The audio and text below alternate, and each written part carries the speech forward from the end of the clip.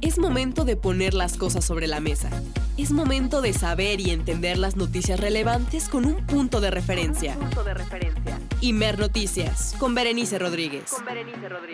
Tu punto de referencia. Periodismo desde lo público, contigo.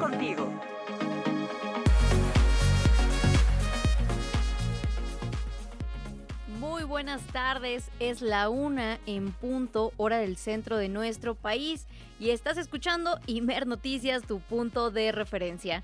Yo soy Berenice Rodríguez y si nos lo permites estaremos contigo acompañándote durante las próximas 2 horas con toda la información que necesitas para estar informada, informado o informade.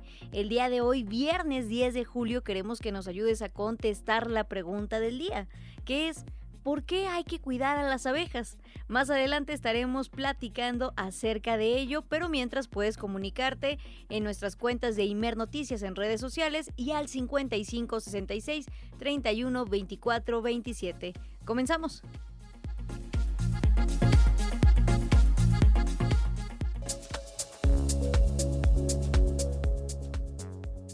El gobierno federal no hace pactos con el crimen organizado, a diferencia de lo que ocurrió en el sexenio del expresidente Felipe Calderón, afirmó la presidenta Claudia Sheinbaum. Al hablar sobre el cambio en la estrategia de seguridad aplicado en México a partir de 2018, la mandataria enfatizó que los acuerdos con grupos delictivos solo llevan a más violencia.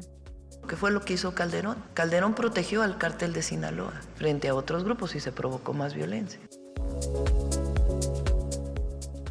El expresidente de Altos Hornos de México, Alonso Ancira, aún tiene un adeudo como parte del proceso legal que se le sigue por irregularidades en la operación de venta de la planta chatarra de agronitrogenados, confirmó la Fiscalía General de la República. El empresario aún tiene pendiente un tercer pago equivalente a $112.5 millones. Y en la actual administración, México ha recuperado casi 4,000 piezas históricas y arqueológicas, 10 veces más de lo que se rescató en la administración del expresidente Enrique Peña Nieto y casi 70% de lo registrado en el de Felipe Calderón. La secretaria de Cultura Federal, Claudia Curiel, enfatizó que la recuperación del patrimonio histórico y piezas arqueológicas se ha dado en colaboración con otros países. Además, se siguen sumando mayores alianzas con otros países para recuperar muchas de las piezas que además son parte de las que se exhiben en muchos de estos espacios. Con el próximo gobierno de Colombia se avecina también un cambio en la política exterior. El próximo canciller Omar Bula anunció que no habrá embajadas en Nicaragua ni en Cuba. Para mí una embajada en una dictadura, y he sido muy crítico desde que estaba en las Naciones Unidas, legitima la dictadura.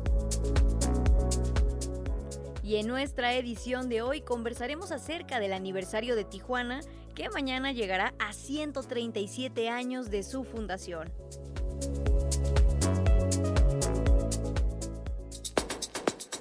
Mantén tu punto de referencia informativo. Imer Noticias con Berenice Rodríguez. 1 de la tarde, ya con 3 minutos, hora del centro de nuestro país, y continúas en Imer Noticias, tu punto de referencia, segunda emisión. Como siempre, queremos que te pongas en contacto con nosotras y nosotros, y lo puedes hacer a través de nuestras redes digitales. Nos encuentras en Facebook, Instagram y en X, antes Twitter, como Imer Noticias. De igual forma, puedes comunicarte al 55 66 31 24 27 mandando un mensaje de texto o bien una nota de voz, y puedes ayudarnos a contestar la pregunta del día: ¿por qué debemos cuidar a las abejas? Te leemos en nuestro número en cabina y en las redes sociales. Antes de iniciar con toda la información del día, como siempre, agradecerte a ti que nos estás sintonizando y también a todo el equipo que hace posible esta transmisión y este proyecto informativo. Del otro lado de la cabina nos acompañan en producción Sofía Gutiérrez, en operación Jorge Jaramillo, en redacción Jessica Leal, Jessica Martínez y Fernanda López, y también nuestro equipo de redes sociales, Ariel Escalante y Lulú Zamudio. Como ya es costumbre, comenzamos con un regalo de parte de las y los amigos del Fondo de Cultura Económica, que hoy nos dejaron por acá en cabina un libro que construye parte de lo que es la obra de Rogelio Guedea y se titula ¿Cómo me haces falta? Es un poemario que aborda una cronología de una separación de los poemas de este autor, ya lo decíamos, pero con un toque bastante íntimo y también intenso, en el cual hace una reflexión sobre las experiencias cotidianas y también las inquietudes existenciales. Guedea hace que el lector sea testigo de las distintas etapas de una historia condenada a repetirse. Si tú quieres este libro, como siempre, mándanos un mensaje al 55 66 31 24 27 y será tuyo. Ahora sí, nos vamos con toda la agenda informativa del día de hoy.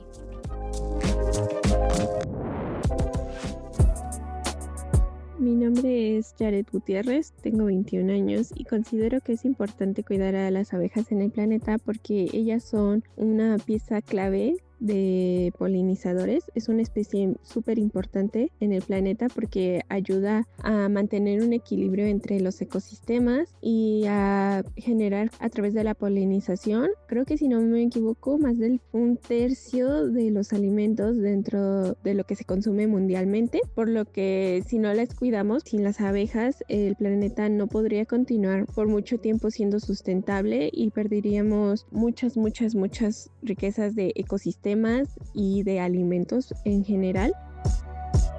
Hola, soy Natalia, tengo 25 años. Creo que es importante cuidar a las abejas porque gracias a ellos tenemos plantas, flores y alimentos de origen vegetal, ¿no? Y considero que al cuidarlas a ellas también nos estamos cuidando a nosotros.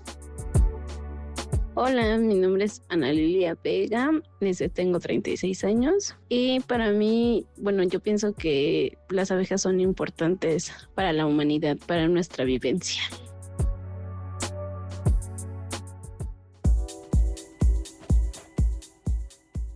Hay algunas respuestas que nos comparten acerca de nuestra pregunta del día de hoy, que te la recuerdo. ¿Por qué debemos cuidar a las abejas? ¿Por qué son tan importantes? ¿Lo son?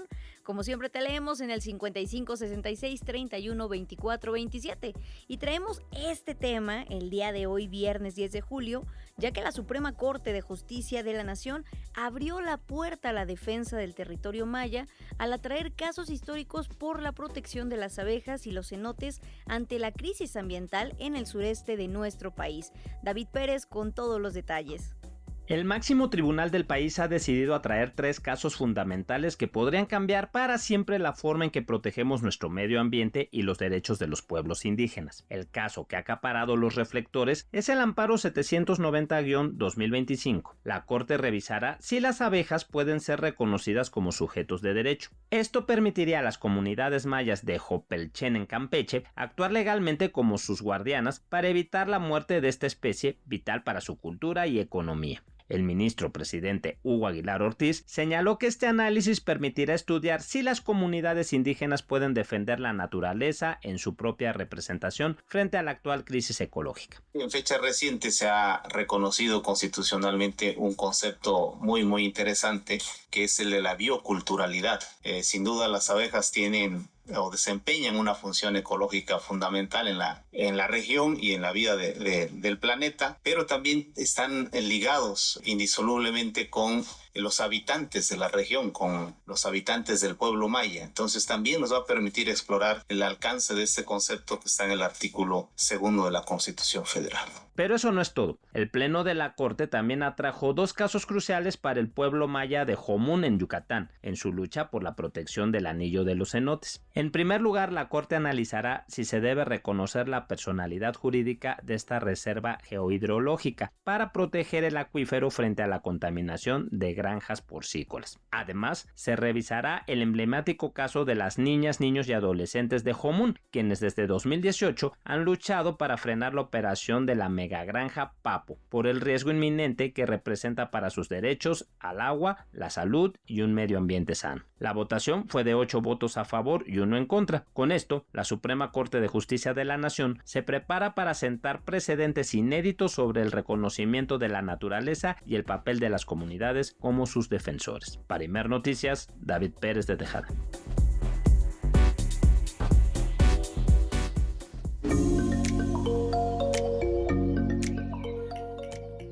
tema bastante interesante, sobre todo porque se vuelve un caso inédito. Buscar que las abejas sean sujetos de derechos es ahora la conversación que está teniendo prácticamente la Suprema Corte de Justicia de nuestro país. Y para conocer más detalles, ahora en Imer Noticias, tu punto de referencia, nos enlazamos con Lourdes Medina. Ella es abogada del Centro de Derechos Humanos Utzil Cuxtal. Buenas tardes, Lourdes, ¿cómo te encuentras? ¿Qué tal, Berenice? Muy buena tarde a ti y a tu auditorio. Gracias por la invitación. Muchas gracias por tomarnos la comunicación, sobre todo este tema que en este momento necesita también ponerse al centro de la conversación pública, además de que ya lo esté analizando la Suprema Corte, porque ¿cuál es la importancia precisamente de que las abejas sean reconocidas como sujetos de derechos, Lourdes? Mira, Berenice, creo que es muy importante que el auditorio pueda conocer que independientemente que sea un gran avance en materia jurídica y como la propia Corte ha anunciado, es un hecho lo que sucedió ayer histórico en materia jurídica a nivel nacional. Esto se debe en respuesta a que desde hace ya años, desde más de 15 años, las comunidades mayas de Jopelchen, Campeche, están luchando con diversos megaproyectos como son monocultivos, fumigaciones aéreas de manera indiscriminada todos los días, en avionetas, ahora en drones, que ha provocado no solamente deforestación, sino que desde el 2023, de manera constante y pues lamentable para todas y para todos, hay una muerte masiva de abejas, polinizadores que son vitales para la vida pues, del planeta. Y es así que las comunidades de los Chenes en Campeche inician este nuevo camino legal para que se reconozca el valor ecosistémico, la importancia que tienen estas abejas en este sentido, no solamente como parte del ecosistema, como parte de la vida, sino también este valor importante que tienen los pueblos mayas con la abeja. Se habla de la importancia de la vieja melipona, pero la sentencia y lo que se busca va más allá, va de un reconocimiento a que la naturaleza por sí sola tiene que tener una protección, una importancia y que sobre todo es un llamado a la acción, más allá de que suene pues bonito, ¿no? Esta narrativa, lo que se busca es que las autoridades tomen acciones para evitar pues las causas que están produciendo que día con día las apicultoras y los apicultores encuentren miles de colmenas y de muerte masiva de abejas.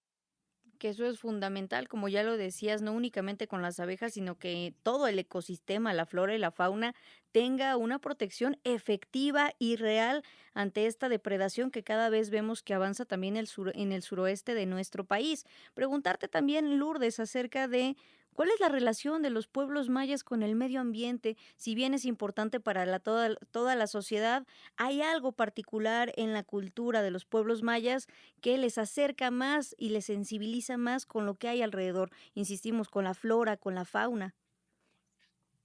Sí, desde los pueblos de la península de Yucatán, que encontramos de los pueblos mayas, al final la naturaleza se concibe no como algo ajeno, sino como parte de un mismo sistema. No hay esa división, ¿no? Entre al final las personas y la naturaleza, sino es un mismo entorno.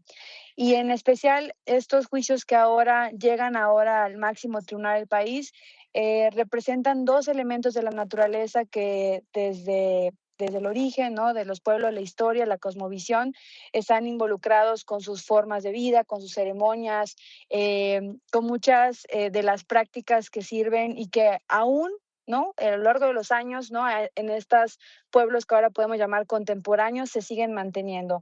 Es la relación que hay con los cenotes, desde ver los cenotes, por ejemplo, como centros, no como lugares recreativos, sino como centros ceremoniales, espirituales, donde se toma, por ejemplo, en ciertos cenotes el agua para ceremonias de sanación, para peticiones específicas, ¿verdad?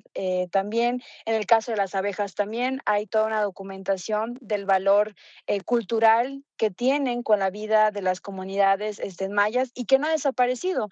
Es una relación que tienen con esos elementos de la naturaleza que ahora están defendiendo legalmente, ¿verdad? Desde hace pues cientos de años y que se mantiene y que se han adaptado también a las nuevas actividades, no solamente culturales, es importante decir, también económicas. Muchas veces hay este debate de que las comunidades están en contra del desarrollo, en contra de los proyectos, pero no, o sea, también esos elementos de la naturaleza forman parte de las actividades sustentables y económicas que las comunidades defienden, como es la apicultura, como es el cuidado de los cenotes, por mencionar. Que eso es fundamental también, cómo explorar otro tipo de economías, de negocios que sean sustentables, que vayan de la mano con el medio ambiente y no que lo degraden y lo depreden, como ya lo decíamos también, que está sucediendo lamentablemente en esa parte de nuestro país, al igual que en otras regiones. Estamos conversando con Lourdes Medina, abogada del Centro de Derechos Humanos, Utzil Custal.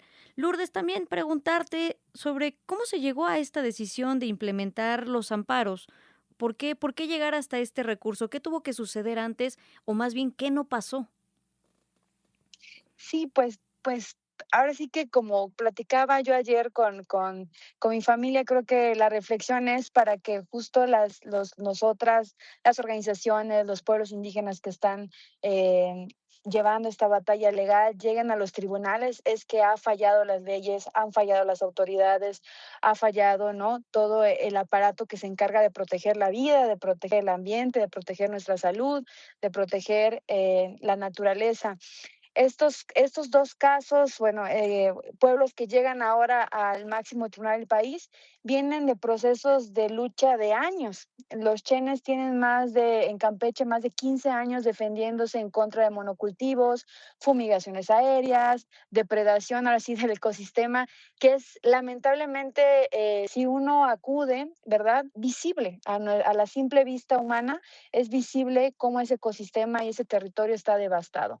Y lo mismo ocurre más cercano, por ejemplo, a nosotras en el estado de Yucatán, el anillo de cenotes, que es importante a nivel internacional y que sin embargo durante años se sigue y se sigue gestionando que que esa fuente de agua dulce más importante en el estado de Yucatán se siga contaminando. En el caso de Jomún, tienen también ya casi 10 años de lucha en contra de una fábrica porcícola que se va a instalar en su comunidad y que esa batalla aún no termina. Entonces, este sueño o este anhelo de que la naturaleza se pueda reconocer como sujeto de derechos, que tenga derechos de ser protegida, que tenga derechos a que se conserve, que tenga derechos a ser restaurada, que tenga derechos a que las autoridades destinen un presupuesto específico para proteger a estos elementos de la naturaleza, pues viene de esas luchas de años de resistir y de creer que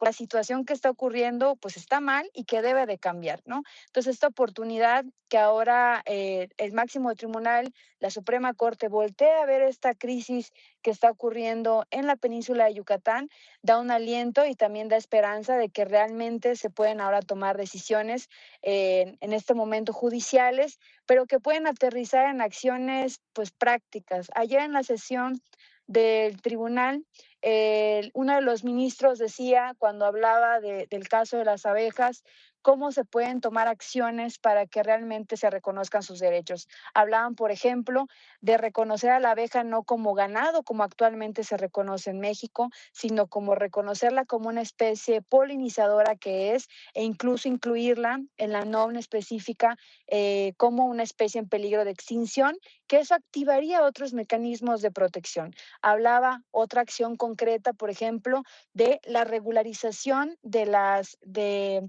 todos los pesticidas que se utilizan y fertilizantes en los monocultivos que acaban con la vida de los polinizadores, no solamente las abejas en este caso, y es, por ejemplo, cómo se regula que no está en nuestro país regularizado y que se utiliza las fumigaciones en avionetas, en drones, que no solamente bañan la selva o lo que queda de la selva maya, sino bañan a los pueblos indígenas aledaños a estos monocultivos. Y que eso también en este momento es una plática que tenemos que tener, insistimos, como sociedad en general.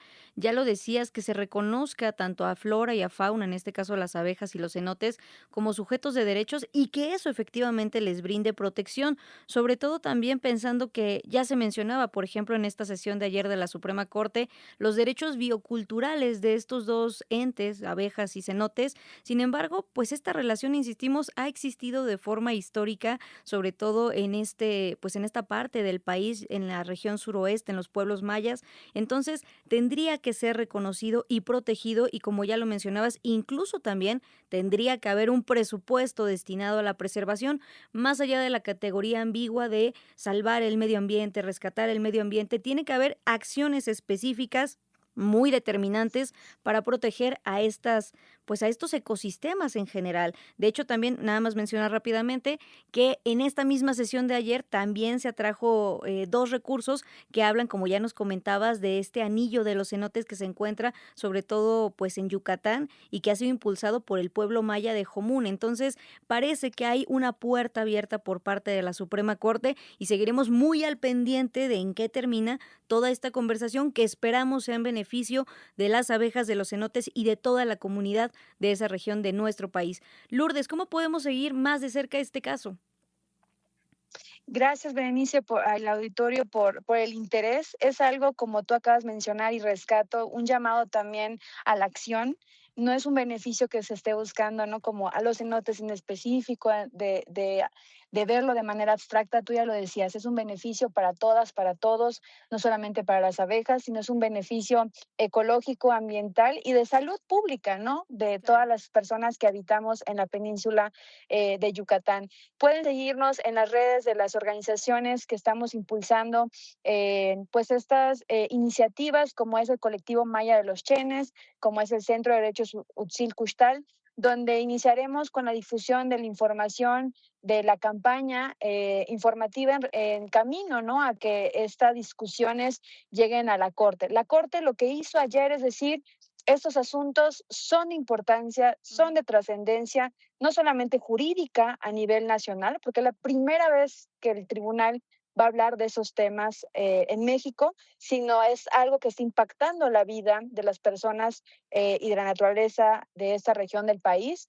Vamos a tomar los asuntos, vamos a conocerlos y en los próximos meses, ahora sí, viene la parte más importante, cómo la Corte va a desarrollar estos temas que va a impactar no solamente a Jopelchen, Campeche o a Yucatán, sino va a impactar a todo el país, que es México. Va a sentar lo que se conoce en el mundo jurídico, jurisprudencia, y sobre todo cómo esas acciones, esta sentencia que es un papel al final, va a concluir en acciones que involucren a las autoridades, a los gobiernos estatales, a las autoridades federales, municipales. Y entonces el llamado y la invitación es que nos puedan seguir, que nos puedan acompañar y que puedan dar difusión a esas acciones que es en beneficio de todas y de todos. Lourdes, seguiremos al pendiente de este caso, ya lo decíamos, y ojalá que haya una respuesta favorable cuando se dé la discusión como tal y que marque, como ya lo decías, un precedente no solo para México, sino para todo el mundo. Seguimos en comunicación. Gracias y buenas tardes, Lourdes. Muy buenas tardes, gracias.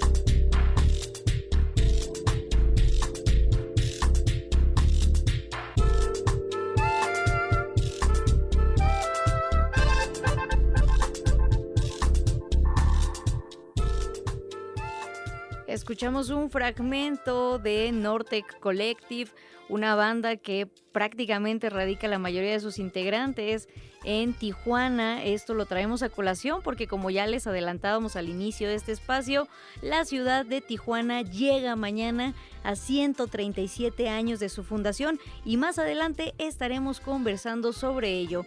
Es la 1:00 p.m. con 24 minutos ya y nos vamos con esto a una pausa.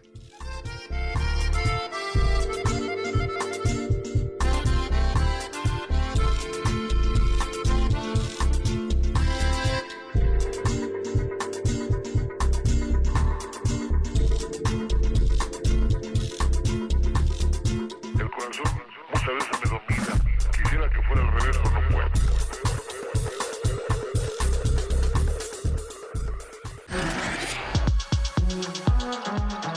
Para que el ruido informativo no te confunda, necesitas un punto de referencia. Imer Noticias con Berenice Rodríguez. Tu punto de referencia. Hola, ¿qué tal? Mi nombre es Diego, tengo 27 años y considero que es importante cuidar a las abejas para el planeta, ya que ellas, como algunos otros insectos, son capaces de realizar el proceso de la polinización y que gracias a ello obtenemos un montón de plantas silvestres como algunas de consumo alimenticio. Y no solamente el ser humano puede alimentarse de ellas, existen un montón de animales herbívoros que dependen de esta fuente de energía para que exista este equilibrio ecológico y haya una variabilidad de especies. Cabe mencionar de que la abeja es la principal protagonista de la actividad de la apicultura y que con ello podemos obtener la jalea real, el propóleo y la miel, que son principales compuestos naturales que nos ayuda a fortalecer el sistema inmune y aliviar dolores de garganta. Hola, soy Gladys y tengo 34 años de edad. Es importante cuidar a las abejas porque nos ayudan a cuidar la naturaleza y el medio ambiente, así como nos ayudan a que se sigan conservando todos los alimentos que hoy en día consumimos. Hola, soy Bárbara, tengo 34 años y hay que cuidar a las abejas porque son parte fundamental del equilibrio de un ecosistema.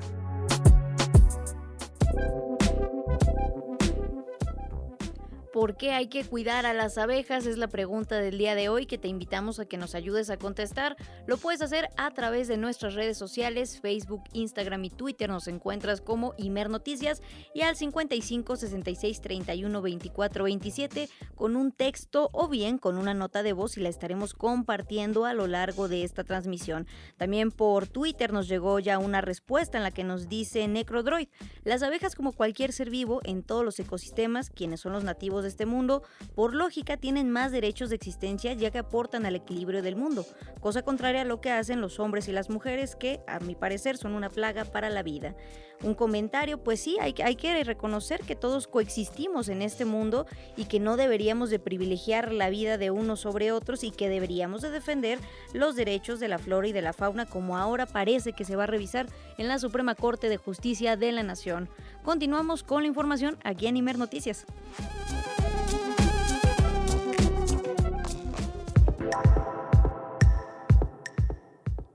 A diferencia de la administración de Felipe Calderón, el actual gobierno de México no realiza acuerdos ocultos ni pactos de impunidad con criminales, afirmó hoy la presidenta Claudia Sheinbaum. Reafirmó también que la actual estrategia de seguridad se basa en la legalidad, cooperación bilateral y respeto a la soberanía nacional, lo que demuestra que Estados Unidos sí confía en México. Toda la información con nuestra compañera Sofía Cruz. Sofía, buenas tardes. ¿Qué tal, Berenice? Buenas tardes. Así es, pues la presidenta Claudia Sheinbaum afirmó que a diferencia de la administración del presidente Felipe Calderón, el actual gobierno de México no realiza acuerdos ocultos ni pactos de impunidad con el crimen organizado. Reafirmó que la actual estrategia de seguridad se basa en la legalidad, cooperación bilateral y el respeto a la soberanía nacional, lo que demuestra que Estados Unidos sí confía en México. Subrayó que tan es así que en el periodo del expresidente López Obrador se detuvieron a muchísimos delincuentes y varios fueron extraditados a Estados Unidos y se colaboraba con ellos, así como en la actual administración hay la confianza suficiente para estar trabajando y colaborando conjuntamente y no como señala la oposición. La primera mandataria de México reprochó que Calderón lo que hizo fue negociar con el cártel de Sinaloa, pero lo único que generó fue más violencia, pues al actuar al margen de la ley es lo único que se puede originar. Vamos a escuchar. Es muy distinto cuando hay información y es el Estado mexicano quien detiene a los delincuentes. Muy distinto. Baja la violencia. Muy distinto a detener a uno frente a otro y provocar una división interna o tener acuerdos con una parte de un grupo frente a otro grupo, que fue lo que hizo Calderón. Calderón protegió al cártel de Sinaloa frente a otros grupos y se provocó más violencia. Aquí presuntamente, digamos por las evidencias circunstanciales que hay, en todo caso pues tiene que revisarse con más detalle. Pero al llevar a un delincuente secuestrado por otro delincuente a Estados Unidos, con la presunta participación de Estados Unidos, se provoca una división interna. Y esa división interna genera mucha violencia en Sinaloa y en otras partes del país. En este sentido, aclaró que este gobierno no negocia y nunca lo hará con narcotraficantes ni con grupos criminales, y eso quedó comprobado con los resultados que se han arrojado desde la administración del expresidente Andrés Manuel López Obrador y en esta administración de la detención de más de 50,000 personas, entre ellos grandes delincuentes o líderes de los grupos delictivos en el país, y eso ha permitido que los homicidios bajen. Vamos a escuchar sus palabras. Que debe estar detenido el Mayo, que debe estar detenido el Chapo, que debe estar detenido sus hijos, que deben estar detenidos todos los que están vinculados. Digo sus hijos porque están vinculados. Pues claro que debe ser, si hay pruebas suficientes para la detención. Nadie está defendiendo a ningún narcotraficante, jamás lo haríamos, porque nosotros no hacemos acuerdos como los que hizo Calderón en su momento. Tan no hacemos acuerdos que ahí está el resultado. Tan no hacemos acuerdos que hemos detenido el Gabinete de Seguridad junto con la Fiscalía a funcionarios públicos que había evidencias de que estaban vinculados con un grupo delictivo. Y si hay pruebas, se sigue haciendo. Por ello, la titular del Ejecutivo Federal dejó en claro que la política que su gobierno mantiene es de colaboración, sin subordinación y de cumplir con la ley, de que un delincuente se detiene y se lleva a la Fiscalía y de ahí al Poder Judicial. En este sentido, llamó al gobierno de Estados Unidos para mantener siempre esta política de colaboración y cooperación mutua dentro del marco de la ley, para así obtener mejores resultados en todos los ámbitos y no violando la soberanía, porque eso solo genera más violencia. Aunque reveló que hasta el momento no ha hablado del tema de la detención de Ismael El Mayo Zambada con el presidente de Estados Unidos, Donald Trump, pues todo se ha manejado vía la Fiscalía General de la República y la Secretaría de Relaciones Exteriores, no descartó la posibilidad de hablar con su homólogo estadounidense en los próximos días. Insistió en que corresponde a la Fiscalía y en su caso al Consejo Nacional de Seguridad hablar del tema del piloto de la aeronave en la que se trasladó a El Mayo Zambada, que fue detenido en México y extraditado a Estados Unidos. Berenice, es la información. Sofía, muchas gracias, sobre todo porque siempre hay que tener presente que no es lo mismo una estrategia de seguridad basada en la colaboración y otra en la injerencia y también en estos pactos ocultos, ya lo decíamos, con el crimen organizado. Gracias y buenas tardes, Sofía. Buenas tardes. Y en más información, el expresidente de Altos Hornos de México, Alonso Ancira, aún tiene un adeudo como parte del proceso legal que se le sigue por irregularidades en la operación de venta de la planta chatarra de agronitrogenados, informó la presidenta Claudia Sheinbaum con base en información que le proporcionó la Fiscalía General de la República. Informó también que el gobierno federal mantendrá su exigencia de que se alcance la reparación total del daño provocado por Ancira, quien confirmó se fue a vivir a Estados Unidos. El otro día mencioné a Ancira que todavía debía, y sí todavía debe, me lo confirmó la Fiscalía. Le pedí también a la Fiscalía que pudiera emitir un comunicado, y estuvo la fiscal en el gabinete. Le pregunté y ya le había enviado yo una solicitud de información. Ella dijo, no, todavía falta un último pago, derivado de el acuerdo reparatorio que se hizo en su momento, y le pedí que si pudiera informarlo, para que conociera pues toda la gente su situación. ¿Seguirán dando la pelea en ese caso? Sí, por supuesto. Sí, porque todavía hay recurso que debe. Lo que pasa es que él se fue a vivir a Estados Unidos.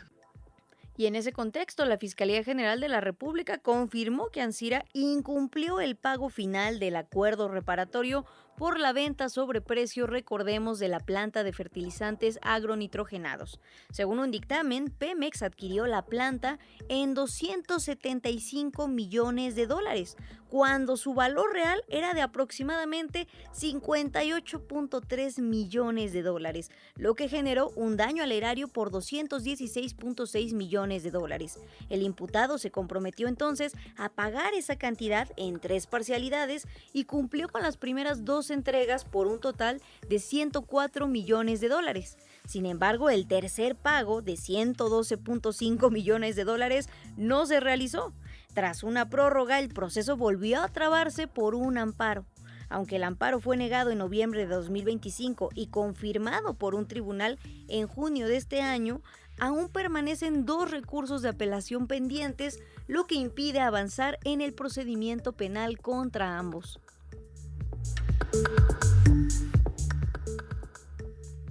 Y por cierto, hablando de estos casos de corrupción paradigmáticos de los sexenios anteriores a 2018, una jueza federal otorgó libertad condicional a Hilda Susana N., hermana del exdirector de Petróleos Mexicanos, Emilio Lozoya, tras considerar que la Fiscalía General de la República no acreditó elementos suficientes para justificar su prisión preventiva. Tras una audiencia inicial que duró más de 10 horas en el reclusorio norte de la Ciudad de México, la jueza Nora Ileana García Peralta consideró legal la detención de Hilda Susana realizada el pasado 1 de julio en el Aeropuerto Internacional de la Ciudad de México. Sin embargo, rechazó la solicitud de prisión preventiva justificada por la FGR. Según la jueza, la Fiscalía no presentó pruebas de haber realizado acciones de búsqueda efectivas contra la imputada en los últimos 3 años, ni demostró que la citó a comparecer o que intentó localizarla activamente desde que se le giró una orden de aprehensión en 2023.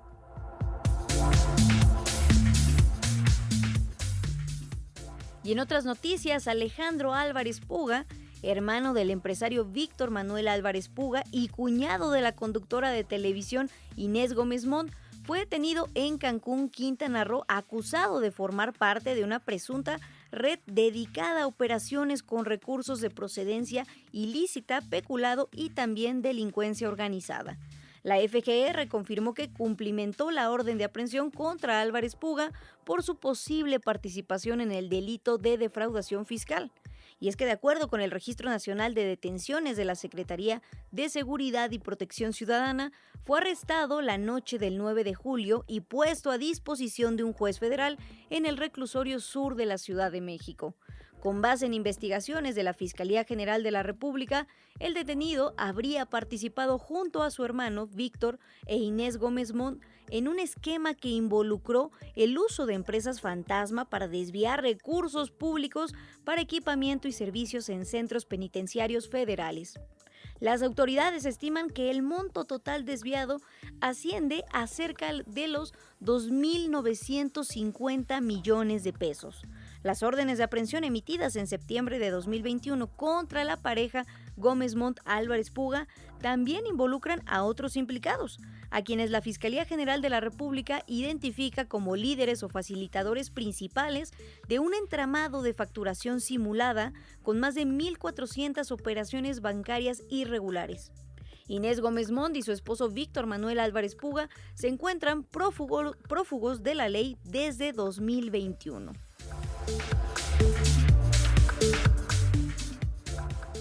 Y en la agenda internacional, la Fiscalía del Condado de Harris, en Houston, abrió una investigación estatal sobre la muerte de Lorenzo Salgado, el migrante mexicano que falleció el martes tras recibir un disparo de un agente del Servicio de Inmigración y Control de Aduanas, ICE por sus siglas en inglés.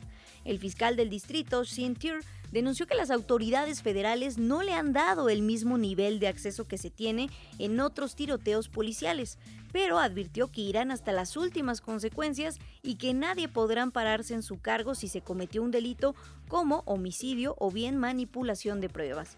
En conferencia de prensa, la familia de Lorenzo exigió una investigación independiente y desmintió categóricamente la versión de las autoridades federales, afirmando que él en ningún momento intentó embestir a los agentes con su vehículo. Escuchamos lo que dijo el fiscal en traducción de Noticias Telemundo. He dicho que vamos a mover cielo y tierra para entrevistar a todos los testigos pertinentes. Vamos a mover cielo y tierra para obtener toda la evidencia posible de cualquier entidad, de cualquier forma. Si fuera necesario entablar querellas en el condado, tengo al abogado conmigo aquí. Estamos listos. Si tenemos que actuar en cortes federales o hacerlo en Washington, tengan la certeza que tenemos gente para ello.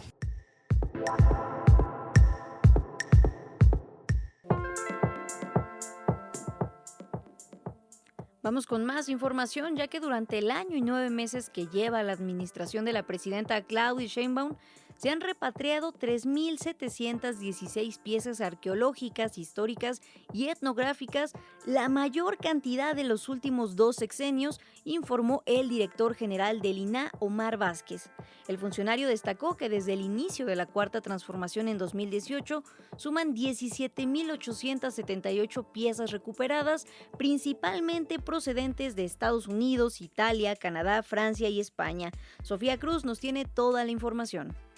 En la actual administración, el gobierno de México ha rescatado casi 4,000 piezas arqueológicas, 10 veces más de lo que se recuperó en la administración de Enrique Peña Nieto. La secretaria de Cultura Federal, Claudia Curiel, enfatizó que la recuperación del patrimonio histórico y piezas arqueológicas se ha dado en colaboración con otros países y forma parte de una política fundamental para este gobierno que tiene que ver con su identidad cultural. Datos muy importantes de la recuperación del patrimonio, de esas piezas que en coordinación con Cancillería, con otros países, se han recuperado como una política muy importante de este gobierno y que además se siguen sumando mayores alianzas con otros países para recuperar muchas de las piezas que además son parte de las que se exhiben en muchos de estos espacios. La mayoría de las piezas se encontraban en Estados Unidos, 3.369, en Italia 174, en Canadá 133, en Francia 19 y en España 7, por lo que de acuerdo con las legislaciones de cada país y las políticas de hermandad y por instrucciones de la presidenta Claudia Sheinbaum, se realizaron gestiones con los gobiernos para su recuperación y las piezas son revisadas y posteriormente integradas en alguno de los 163 museos de todo el país, así como de los sitios arqueológicos y museos nacionales. También algunas piezas han sido devueltas a sus comunidades de origen. Así lo dio a conocer el director general del Instituto Nacional de Antropología e Historia, Omar Vázquez, quien precisó que de octubre de 2024 a la fecha se han recuperado 3.716 piezas arqueológicas, mientras que se recuperaron con el presidente Andrés Manuel López Obrador 14.162 durante 6 años, lo cual suma desde que inició la transformación en 17.878 bienes arqueológicos e históricos y por supuesto etnográficos. A diferencia del periodo de Felipe Calderón, que en todos sus sexenios se recuperaron solo 5.479 piezas, y en la gestión de Peña Nieto apenas 351 piezas arqueológicas e históricas. Al respecto, Omar Vázquez destacó que con esto se contribuye a recuperar el patrimonio histórico y arqueológico, pero sobre todo es la memoria e identidad de México. Hay una, sobre todo, recuperación de patrimonio histórico y arqueológico que se ha estado dando a través del diálogo diplomático en diferentes países del mundo, y vamos a seguir por instrucciones de la presidenta, por supuesto, con este esfuerzo y determinación para recuperar la memoria, la identidad y, por supuesto, la pertenencia de los pueblos antiguos que nos dan, por supuesto, pertenencia a las generaciones contemporáneas. Destacó entre estas piezas un cráneo cubierto de teselas de turquesa, concha y jadeíta, que fue repatriado de Países Bajos, ya que era exhibido en el Museo de Etnología de Leiden en los Países Bajos, pero tiene un origen mesoamericano de la región de Puebla y Oaxaca, que se ha identificado como una pieza mixteca, y ahora está exhibido en la villa de Tultepec, en la costa oaxaqueña, y es una de las piezas que han regresado a sus comunidades de origen. Otra de las piezas fue un panel labrado cuyo origen es la cultura maya de Chiapas en Yaxchilán y que fue repatriado de Nueva York. La tercera es una escultura antropomorfa repatriada también de Nueva York, originaria de las culturas del Altiplano Central, es mexica y es elaborada en una roca basáltica mediante técnicas de talla y bajo relieve. Además, destaca entre el patrimonio histórico recuperado se encuentra el manual de las ceremonias de la provincia del Santo Evangelio de México según el Orden Capítulo General de Roma, que es un documento que detalla las prácticas religiosas de la Orden Franciscana de la Nueva España y fue impreso en la Ciudad de México a inicios del siglo XVIII y fue decomisada por la Policía Federal Argentina, y su dictaminación estuvo a cargo del especialista de la Biblioteca Nacional de Antropología e Historia. Para Imer Noticias, Sofía Cruz.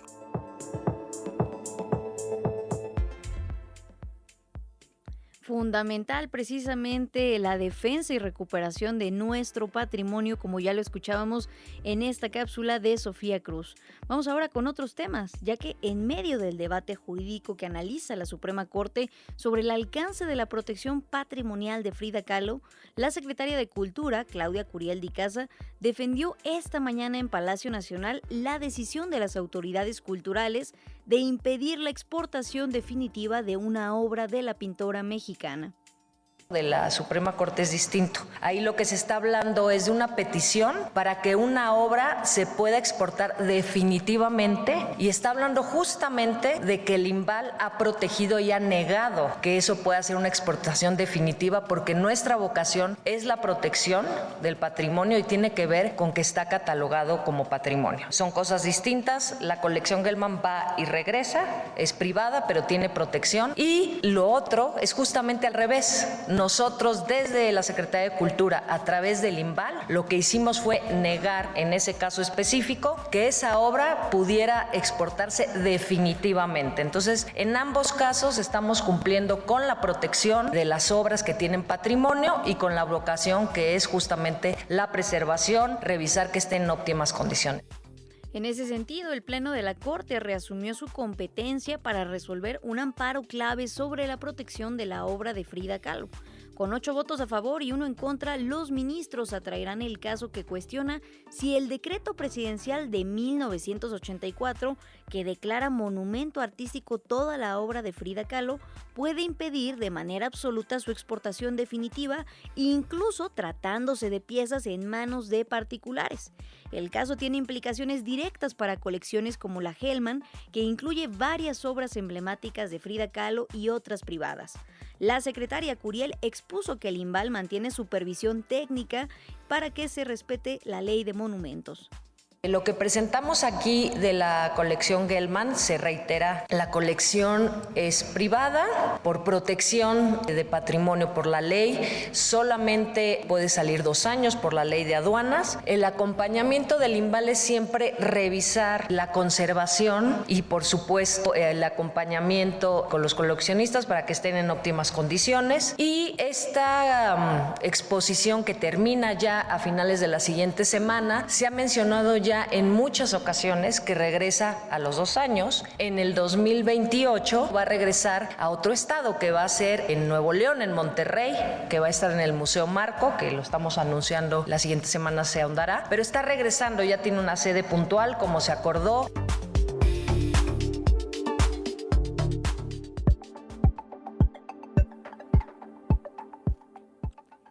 Una de la tarde con 51 minutos ya, hora del centro de nuestro país. Y como lo decíamos también al inicio de este espacio, mañana sábado 11 de julio se cumplen ya 137 años de la fundación de Tijuana, Baja California, una entidad que se caracteriza por su veloz crecimiento, también su intensa actividad económica, pero especialmente por su rica vida cultural.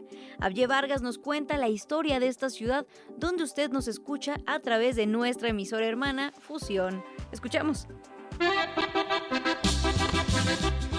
Tijuana se fundó oficialmente el 11 de julio de 1889, luego de una larga disputa legal entre los dueños del rancho Tijuana. Originalmente se llamó Pueblo de Zaragoza y sus raíces están en los pueblos originarios de Cumiay, Cucapá, Paypay y Quiligua. Durante la época prehispánica, los Cumiay eran los habitantes originales de la región, los cuales marcaron su historia y cultura inicial de Tijuana, antes de la llegada de los europeos y su establecimiento en 1769. Tijuana tiene su vocación en el turismo y comercio, que nació y se fortaleció tras el boom económico en los años 20 debido a la ley seca en Estados Unidos, lo que originó la llegada de miles de turistas a la ciudad fronteriza, así como la construcción de grandes casinos y hoteles, que atrajo también a celebridades de Hollywood.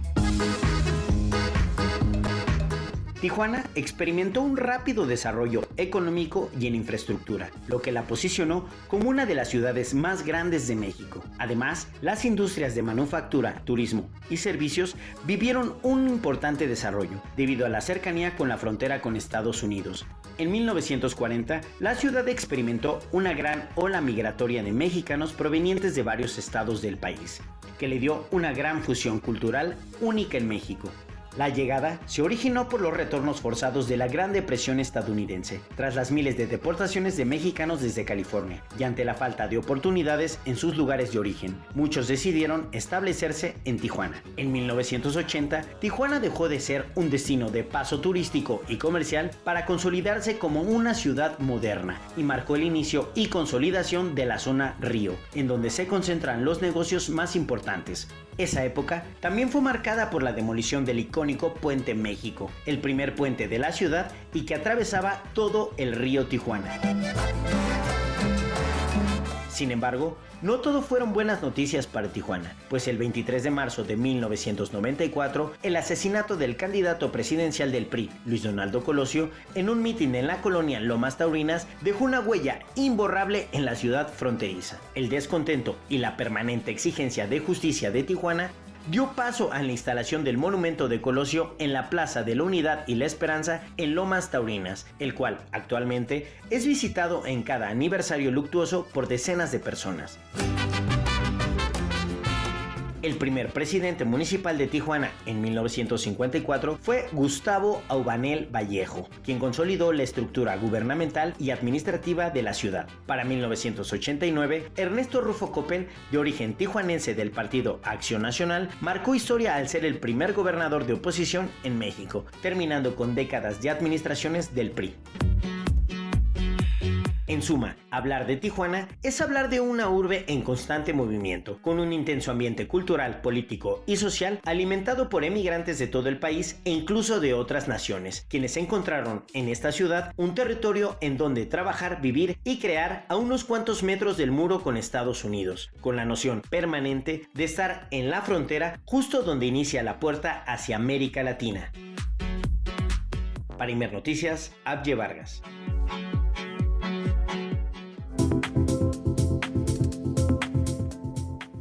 Ahí un resumen acerca de la historia de esta ciudad tan emblemática de nuestro país, Tijuana, en Baja California, que llega mañana a 137 años de su fundación. Y para conocer más detalles acerca de esta ciudad y la historia que hay detrás de en estos más de 100 años, nos enlazamos ahora en Imer Noticias, tu punto de referencia, con Andrés Waldo. Él es coordinador del Archivo Histórico de Tijuana en el Instituto Municipal de Arte y Cultura, IMAC. Buenas tardes, Andrés, ¿cómo te encuentras?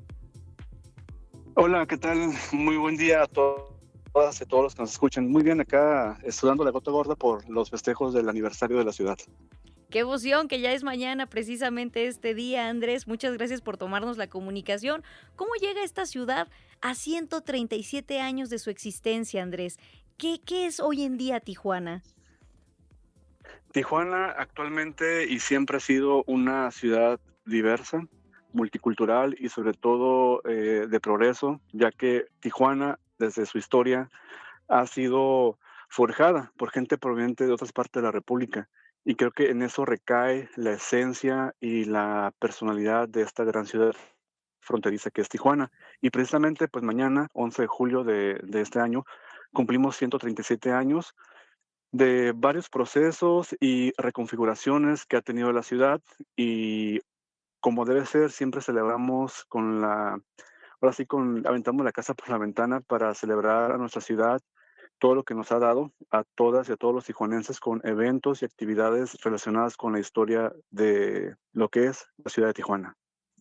Efectivamente, ya nos lo decías, Andrés, hay toda una serie de factores que hacen prácticamente única esta ciudad. Obviamente la migración, obviamente también el contacto directo con la frontera. Es decir, es una ciudad muy rica en historia, en cultura, prácticamente en todo. Andrés, para mañana, ¿qué se tiene preparado en Tijuana?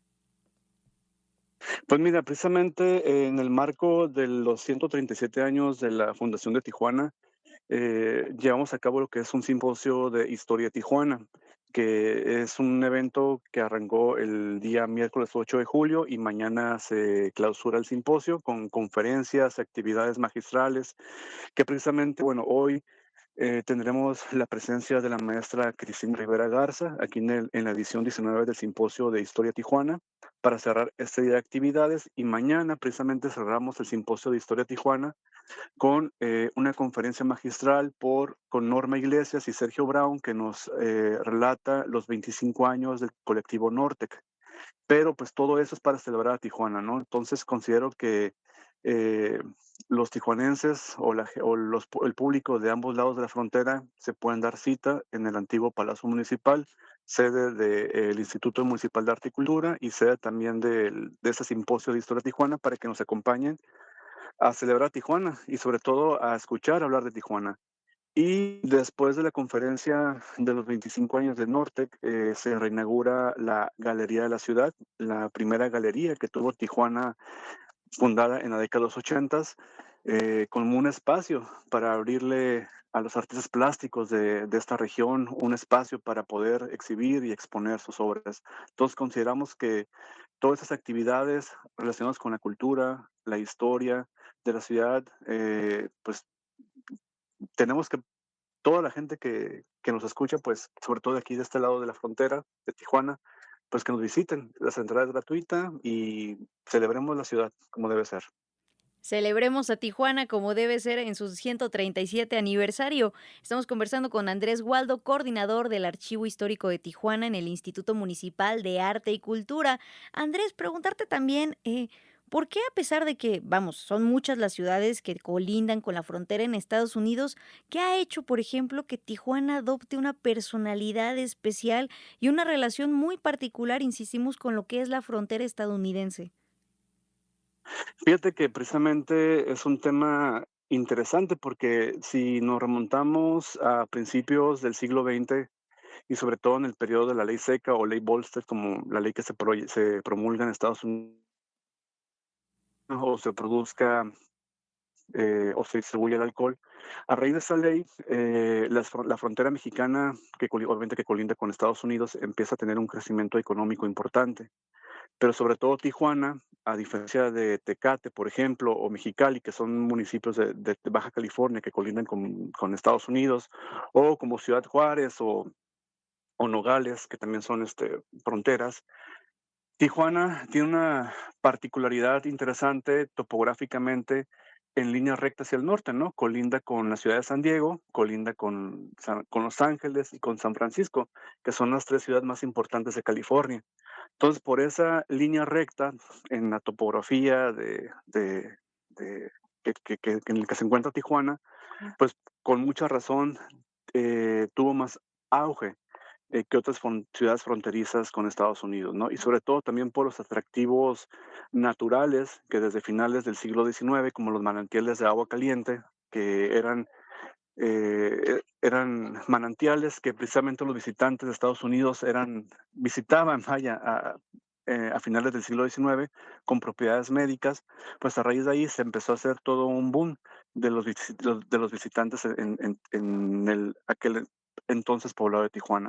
Entonces, a raíz de todos esos procesos que ha reconfigurado el espacio que habitamos, que en este caso Tijuana, consideramos que, pues sí, efectivamente, tiene su propia personalidad, pero sobre todo también por la gente que ha llegado a Tijuana de otras partes del mundo también, como italianos, españoles, franceses, de todas las comunidades, de todos los idiomas, de todas las culturas y sobre todo también la gente que viene del centro de la República para acá, le ha dado también ese carácter muy interesante a Tijuana. Una Tijuana multicultural, una Tijuana que todavía, a pesar de aún así con sus 137 años de historia, la historia de Tijuana se sigue reescribiendo y se sigue revisitando.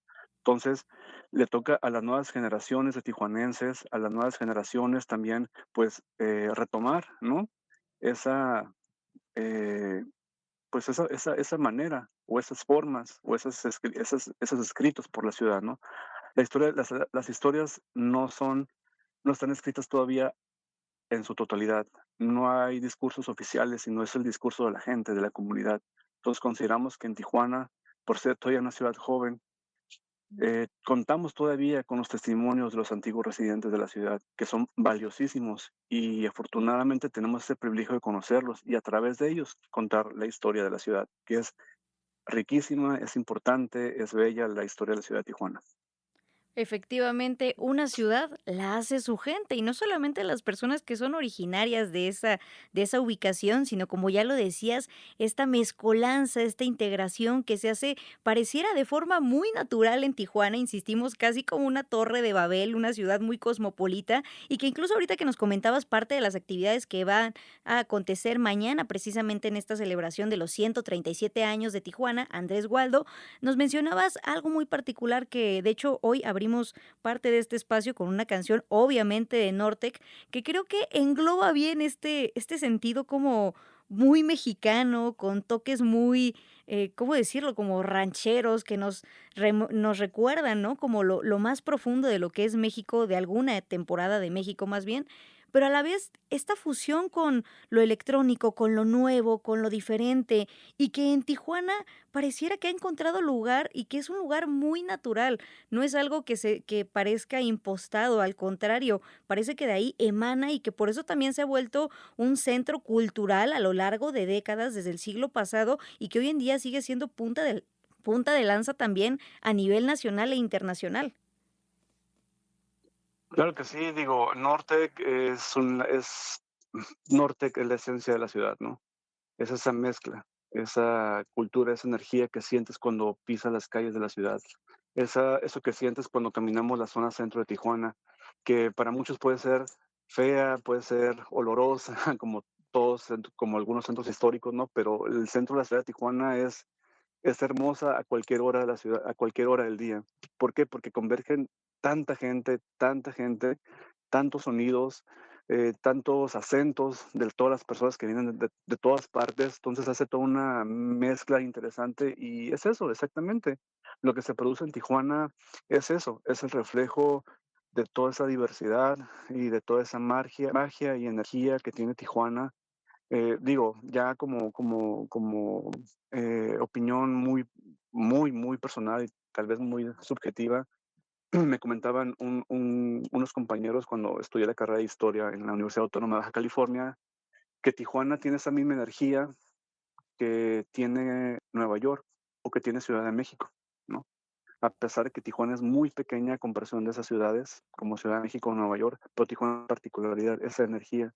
Y esa energía es la que atrae a más gente por redescubrir sus calles, por redescubrir sus espacios, su gastronomía, el diseño, la música. O sea, tú bien lo dijiste, ¿no? Es un laboratorio cultural Tijuana. Entonces consideramos híjole, pues ahora sí se me pone la piel chinita por hablar de Tijuana. Digo, soy tijuanense de corazón y 100%, aunque mi familia es de Guadalajara, por lo mismo, por eso también nos hace todavía más tijuanenses.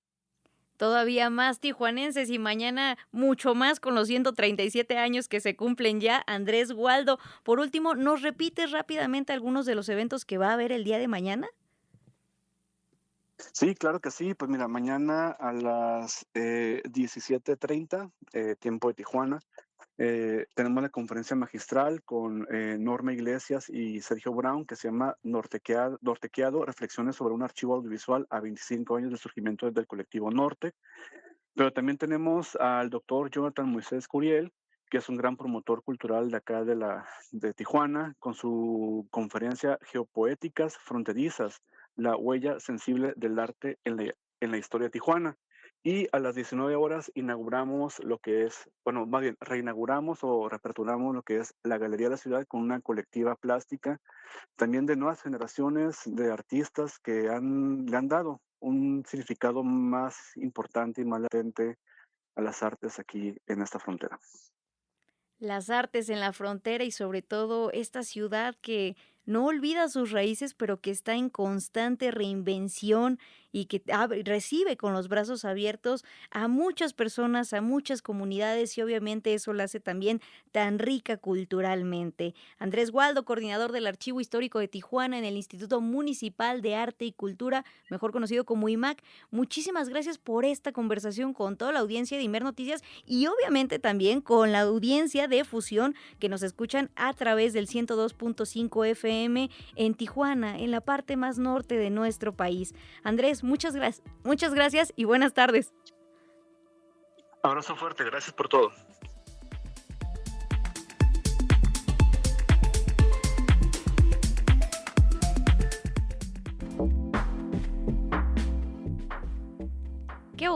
Qué bonito es siempre hablar de nuestro país porque de verdad a donde volteemos hay cosas que vale la pena estar nombrando, conocer, reconocer, abrazar y bueno, Tijuana evidentemente es una de ellas, al igual que claro muchas ciudades, cada una tiene su particularidad, pero en este caso estamos muy contentas y contentos porque llega, insistimos, esta ciudad a 137 años de su fundación y algo que ya mencionábamos en esta plática con Andrés era precisamente esta capacidad que tiene la ciudad de recibir con los brazos abiertos a mucha gente en muchas condiciones y que va vamos impulsada por diversas causas y motivos. Y precisamente un ejemplo muy importante de ello es que a lo largo de la última década en el norte de México, en Tijuana precisamente, se ha consolidado lo que se conoce ahora también como la Pequeña Haití.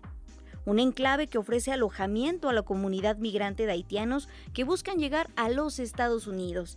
Se trata de un proyecto iniciado por un pastor evangélico ante la saturación de albergues en la zona. Conozcamos toda la información con nuestra compañera Jessica Martínez.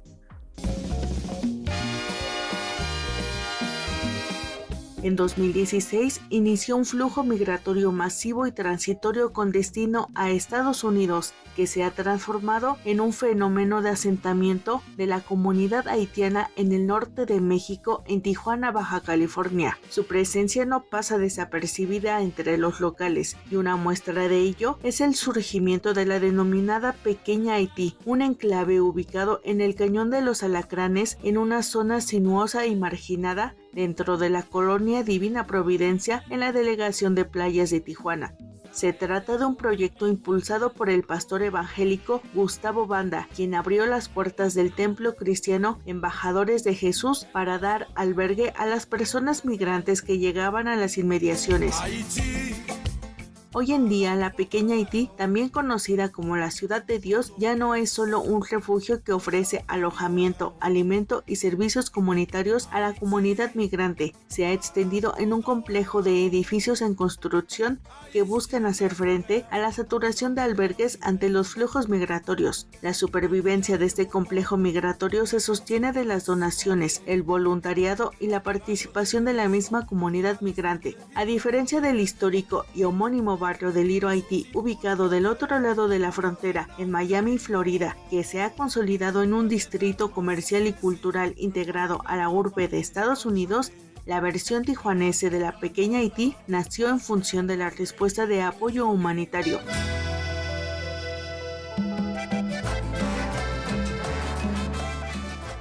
Si bien para la gran mayoría de estas familias migrantes, México nunca fue el destino que planearon al salir de sus lugares de origen, la Pequeña Haití se ha convertido en un espacio que los aguarda mientras logran llegar al anhelado sueño americano.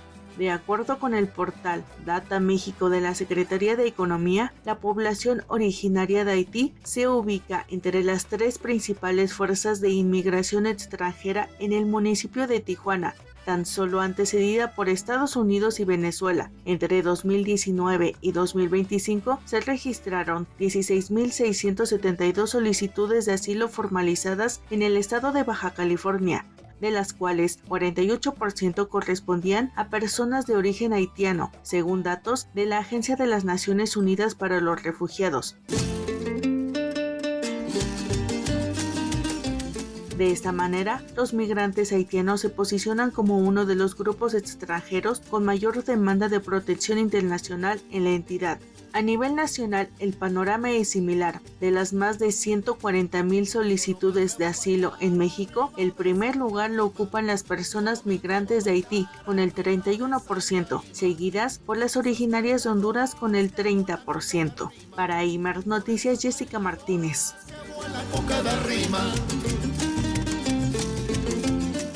Tijuana Sound Machine, Sound Machine, Sound Machine.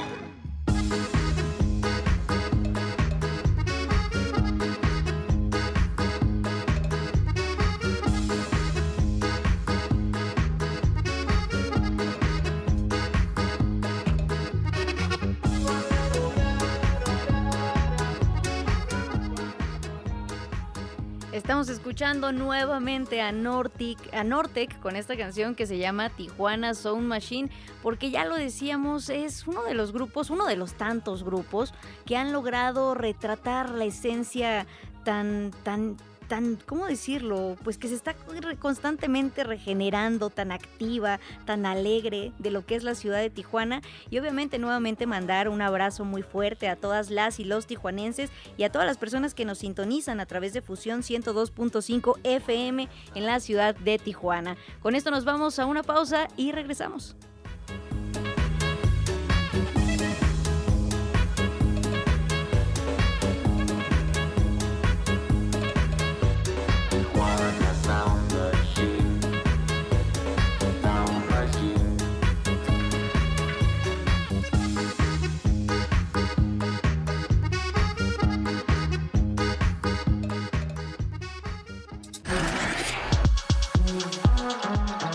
Para que el ruido informativo no te confunda, necesitas un punto de referencia. Imer Noticias con Berenice Rodríguez. Tu punto de referencia. Mi nombre es Ana, tengo 19 años y considero que el cuidado de las abejas es importante debido a que ellas al polinizar se encargan de mantener en equilibrio ecosistemas completos y también se encargan de la biodiversidad. Sin ellas se vería afectada la biodiversidad e incluso la manera en la que comemos, porque gracias a ellas tenemos una gran variedad de genética en plantas y productos. Hola, soy Alicia y tengo 49 años de edad. ¿Por qué hay que cuidar a las abejas? Porque nos ayudan justamente con la polinización para que tengamos frutas, verduras. Sin ellas no podríamos tener la alimentación que tenemos hoy en día, entonces por eso hay que cuidarlas muchísimo. Mi nombre es Brian y tengo 24 años. Yo pienso que hay que cuidar a las abejas porque son un animal muy importante. Digamos, si no hay abejas, no hay polinización. Y si no hay polinización, no hay flores y plantas. Y si no hay eso, no hay oxígeno y todo se vuelve un caos. Por eso hay que cuidar a las abejas.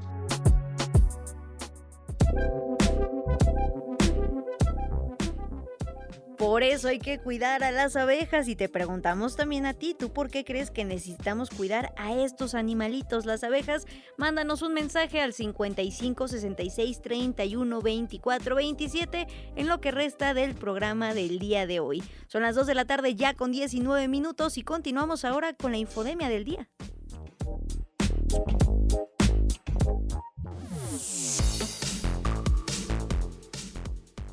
Un video sobre una supuesta explosión reciente en la línea A del metro de la Ciudad de México se volvió viral en redes, pero las autoridades ya aclararon que es un video falso. Se trata de imágenes viejas usadas para generar pánico. Rafael Burgos nos tiene todos los detalles de esta infodemia.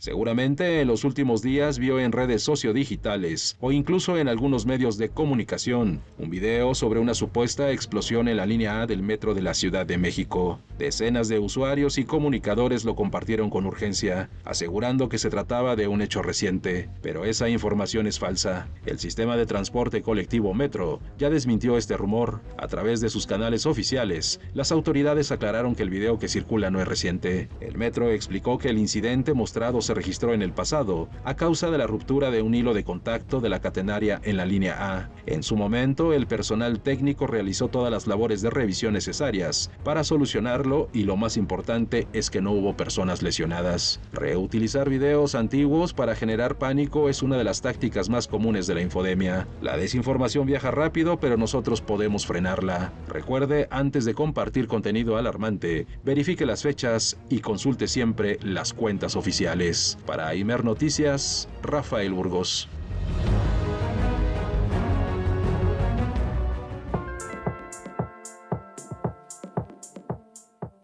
Viajemos más rápido que la infodemia, la invitación de nuestro compañero Rafael Burgos. Y continuamos con las noticias del día de hoy, viernes 10 de julio de 2026.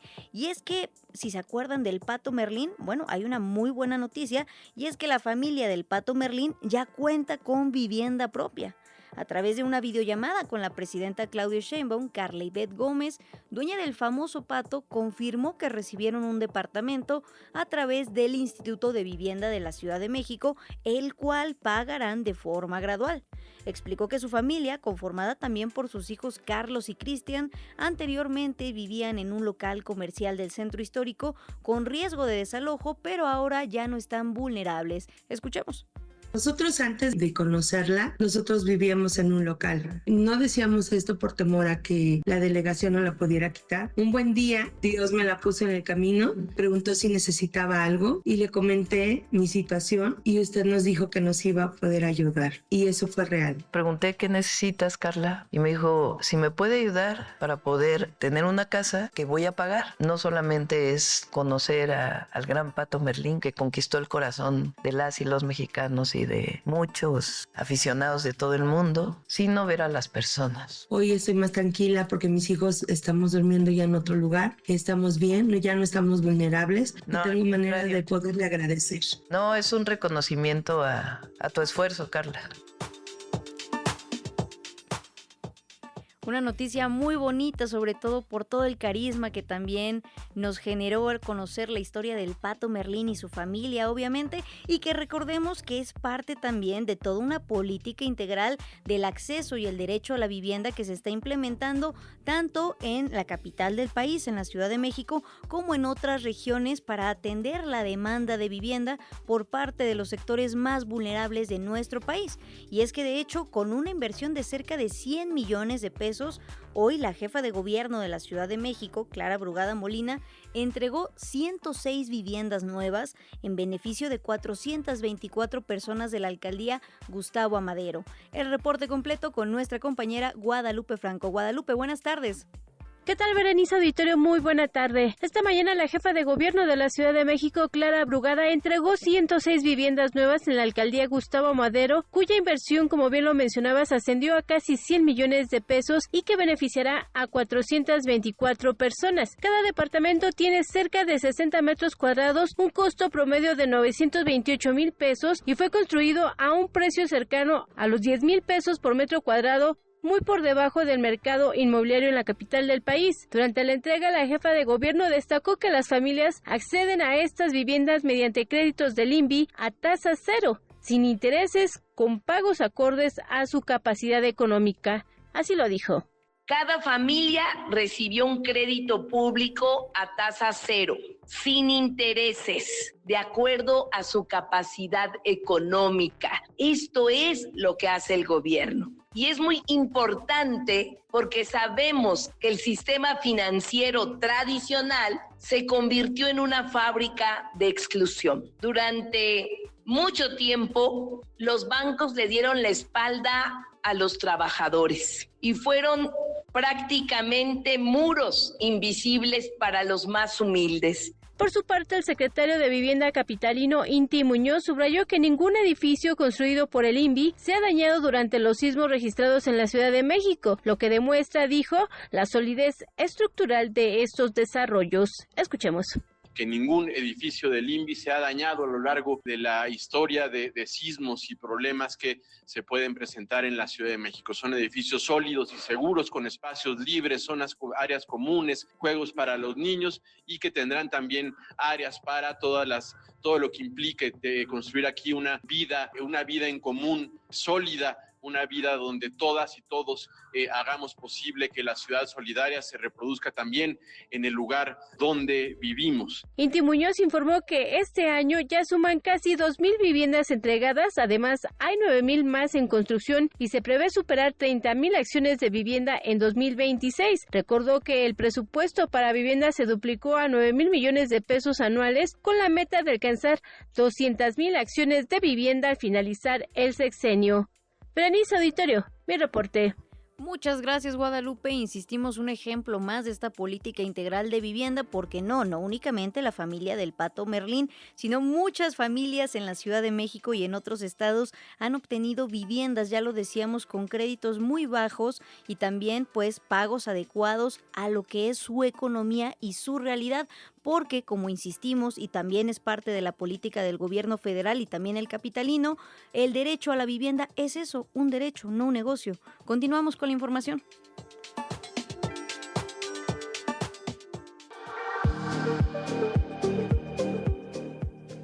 Vamos con información internacional. Y es que la Organización Panamericana de la Salud advirtió que la crisis sanitaria en Venezuela continúa en una etapa crítica. Esto se debe a que aún hay hospitales con daños, campamentos temporales y miles de personas con acceso limitado a servicios básicos en el país. Natalia Matamoros nos tiene todos los detalles. Han pasado 2 semanas desde que los terremotos sacudieron a Venezuela y, aunque el estruendo de los edificios al colapsar se ha ido apagando, la emergencia sigue escribiendo nuevos capítulos. Esta vez, el reto ya no está únicamente entre los escombros, sino en hospitales saturados, albergues improvisados y comunidades donde el acceso al agua potable y a los servicios de salud continúa siendo limitado. Este es el panorama descrito por la Organización Panamericana de la Salud. Según su director, Jarbas Barbosa, una de las principales preocupaciones es la interrupción de la atención médica para miles de personas que padecen enfermedades crónicas o requieren tratamientos continuos. A ello se suma la presión que enfrentan hospitales que ya se encontraban en crisis por falta de insumos y personal médico. Las condiciones de precariedad que enfrentan los más de 80 campamentos temporales, como hacinamiento, ventilación insuficiente, escasez de agua potable y las dificultades para garantizar el saneamiento, crean un escenario propicio para la propagación de enfermedades respiratorias, infecciones gastrointestinales y padecimientos en la piel, de acuerdo con lo expuesto por Barbosa. En las próximas semanas, los mayores riesgos para la salud pueden derivarse no solo de las lesiones ocasionadas por los terremotos, sino también de interrupciones en los servicios de salud, condiciones de hacinamiento, deficiencias en agua y saneamiento y una disminución del acceso a la vacunación y a la atención de rutina. Actualmente, la institución trabaja en la vigilancia epidemiológica y alerta temprana para detecciones rápidas de virus, afecciones respiratorias y síndromes febriles. Asimismo, se activó un programa de recaudación para asistir la emergencia. Se requieren al menos $23 millones. Así lo expuso Ciro Ugarte, director del Departamento de Emergencias de la Salud de la OPS. El pedido que se hizo es para los primeros meses, hasta fin de año. Pudimos movilizar inmediatamente el Fondo de Desastres de la OPS y que permitió el despliegue del personal de respuesta y el envío de materiales y medicamentos. De acuerdo con la información recabada en los 3 estados afectados por los terremotos, se evaluó la infraestructura hospitalaria. 3 de ellos fueron evacuados por daños severos, mientras que otros 24 registraron fisuras que ya fueron reparadas y otros 20 presentan daños superficiales. La recuperación dependerá no solo de reconstruir las viviendas seguras, sino de garantizar que miles de personas puedan acceder a agua potable y segura, atención médica y tratamientos que les permitan sobrevivir a una crisis que continúa. Para Imer Noticias, Natalia Matamoros.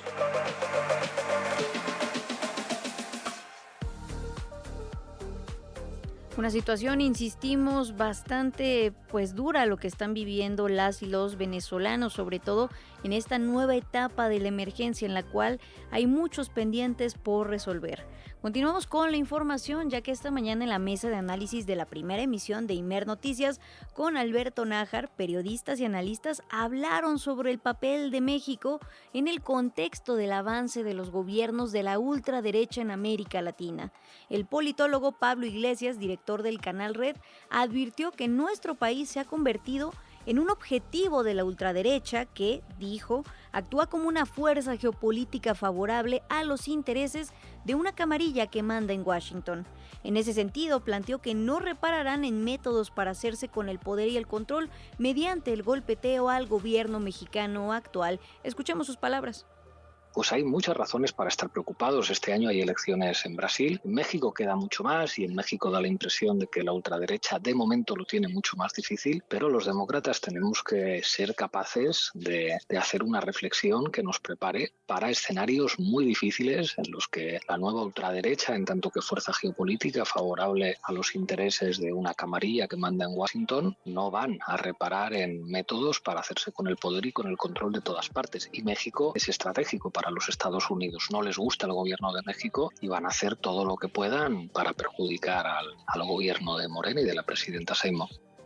México en los ojos de Estados Unidos, ya lo escuchábamos de palabras de Pablo Iglesias, y en ese mismo sentido, el coordinador de asesores de la Presidencia de la República, Jesús Ramírez Cuevas, sostuvo que México está en la mira, ya que se trata de un país estratégico para los Estados Unidos debido a su vecindad y a la nación que es.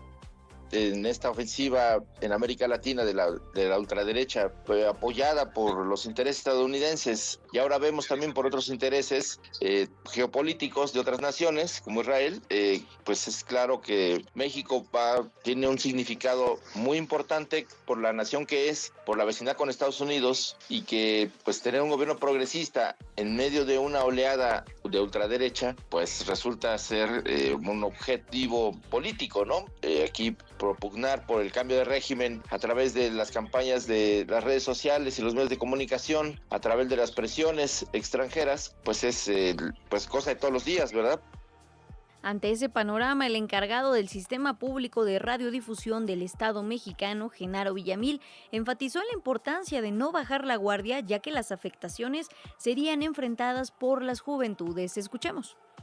No podemos bajar la guardia, no podemos subestimar los intentos reiterados y cada vez más agresivos de la ultraderecha en México, de las derechas en México. Me preocupa, en especial en el caso mexicano, las juventudes, es decir, las generaciones nacidas en este milenio, en este siglo, del 2000 para acá, porque ahí es donde también han podido engendrar estos modelos de fascistas, de espectacularización del lenguaje violento, como ocurrió y ha ocurrido en Argentina con Milei. Voces muy importantes a las que hay que poner atención, sobre todo porque, como ya lo decíamos, los riesgos son inminentes y estamos viendo cómo están avanzando las ultraderechas en todo el mundo, pero sobre todo en nuestro continente, y obviamente por eso también nuestro país se ha vuelto un objetivo de estos ataques. Ya lo escuchábamos también en semanas anteriores con este reportaje de Honduras Gate y otros intentos por parte de diversos personajes políticos de la ultraderecha, por no decir fascismo, de querer intervenir en nuestro país.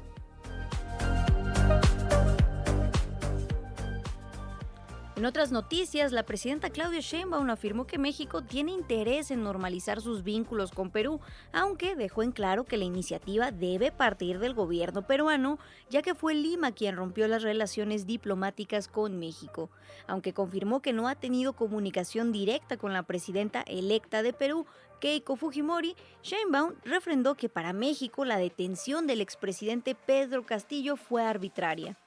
Sí, tenemos intención de recuperar la relación con Perú. Nosotros no rompimos esa relación, la rompieron ellos. Ellos decidieron, y qué bueno que tenga deseos la presidenta hoy electa. No sé si ya terminó todo el procedimiento, falta, el tribunal ya definió, la presidenta hoy electa, pues que tenga deseos de recuperar la relación con México. Dadas sus declaraciones, yo le pedí al canciller que pudiera establecer la comunicación pues con el nuevo equipo que va a gobernar para ver las particularidades de cómo recuperar esa relación. Vale la pena, por cierto, la mañana te mandé una nota sobre Castillo, que digamos fue lo que en su momento el gobierno de Perú o los gobiernos de Perú, porque han tenido por lo menos 2 presidentes desde Castillo, 3 presidentes. Los 3 presidentes, el segundo fue el que rompió relaciones Un grupo de la ONU concluye que la detención del expresidente de Perú, Pedro Castillo, fue arbitraria y pide su liberación. Esa nota salió ayer. Esto ocurre luego de que en declaraciones a periodistas, Fujimori declaró que existe la disposición para retomar relaciones con el gobierno de la presidenta Claudia Sheinbaum. Las relaciones diplomáticas entre México y Perú, recordemos, se rompieron en noviembre de 2025 cuando el gobierno peruano, entonces bajo el mandato del presidente interino José Geri, decidió cortar los lazos tras el otorgamiento de asilo político por parte de México a Betsy Chávez, ex primera ministra del expresidente Pedro Castillo. Y hablando del avance de la ultraderecha en nuestro continente, el próximo gobierno de Colombia, encabezado por el presidente electo Abelardo del Espriella, anunció un giro radical en su política exterior, ya que no mantendrá embajadas en Cuba ni en Nicaragua. En entrevista para el medio nacional El Caracol, Omar Bula Escobar, quien asumirá el cargo como nuevo ministro de Relaciones Exteriores el próximo 7 de agosto de 2026, explicó los motivos detrás de esta decisión. No va a haber embajadas en Nicaragua y Cuba. Para mí una embajada en una dictadura, y he sido muy crítico desde que estaba en las Naciones Unidas, legitima la dictadura. Si uno tiene discrepancias graves, sobre todo cuando se trata de dictaduras y se habla de derechos humanos violados de manera flagrante en nuestros países durante mucho tiempo, pues ese no es nuestro interés. Nosotros no queremos apoyar dictaduras. Eso que quede muy claro. Nuestra prioridad será con países, preferentemente, obviamente, con países que compartan nuestro espíritu democrático, el espíritu soberano, la visión de los valores occidentales, y con otros, pues si no hay esa coincidencia, pues serán relaciones pragmáticas, pero siempre positivas.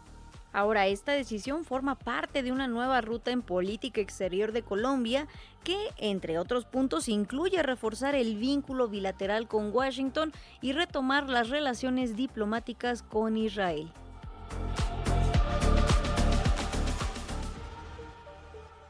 Y en medio de la escalada de las tensiones en Medio Oriente por las más recientes amenazas del presidente Donald Trump, negociadores de Qatar están en Irán para propiciar las condiciones con el objetivo de que continúen las negociaciones. De acuerdo con una fuente anónima que cita el medio Al Jazeera, refiere que ambos países estuvieron muy involucrados en las negociaciones que llevaron a la firma del memorando de entendimiento. El presidente de Estados Unidos, Donald Trump, publicó en su cuenta de Truth Social: la República Islámica de Irán nos ha pedido que continuemos las conversaciones. Hemos accedido a hacerlo, pero Estados Unidos les ha declarado sin lugar a dudas que el alto al fuego ha terminado. Esas fueron las palabras del presidente Donald Trump. Más tarde, el primer ministro de Pakistán, Shehbaz Sharif, reiteró la disposición de su país para seguir desempeñando su papel como mediador con miras a conseguir la paz regional duradera. En una llamada con el presidente de Irán, Masoud Pezeshkian, dijo que discutieron sobre la situación regional en evolución y coincidieron en la imperativa necesidad de moderación, diálogo y diplomacia para salvaguardar los logros de paz ganados en los últimos meses. Vamos ahora al otro lado del mundo, nos vamos a Europa, ya que en España un incendio forestal en el municipio de Los Gallardos, perteneciente a la provincia de Almería, ha provocado la muerte de 12 personas, hay 23 desaparecidas y se identifican a 8 heridas, 4 de ellas en estado de gravedad. La Junta de Andalucía decretó 3 días de luto oficial. El presidente de la Junta de Andalucía, Juan Manuel Moreno, señaló que se trata de uno de los incendios más complejos y gran parte del control dependerá de las condiciones meteorológicas. Escuchemos. Estamos ante uno de los incendios más rápidos y complejos que hemos tenido a lo largo de los últimos años, y lo que estamos pues todos es pendientes primero de intentar tener el incendio perimetrado e intentar el tiempo récord, si se pudiese lo antes posible, pues empezar a controlarlo. Eso va a depender muchísimo de las condiciones que ahora mismo tengamos desde el punto de vista meteorológico. Vuelvo a repetir que se tengan en cuenta siempre las recomendaciones de las autoridades, siempre por favor que se tengan en cuenta, porque en este tipo de incendios el viento cambia y cambia de dirección, y de manera el fuego te puede venir del sur y después puede cambiar y puede rolar hacia otro momento. En fin, es tremendamente complejo. Ahora, las primeras investigaciones señalan que el incendio fue provocado por la caída de un cable eléctrico. El presidente del gobierno español, Pedro Sánchez, manifestó el pésame a las familias de las personas fallecidas.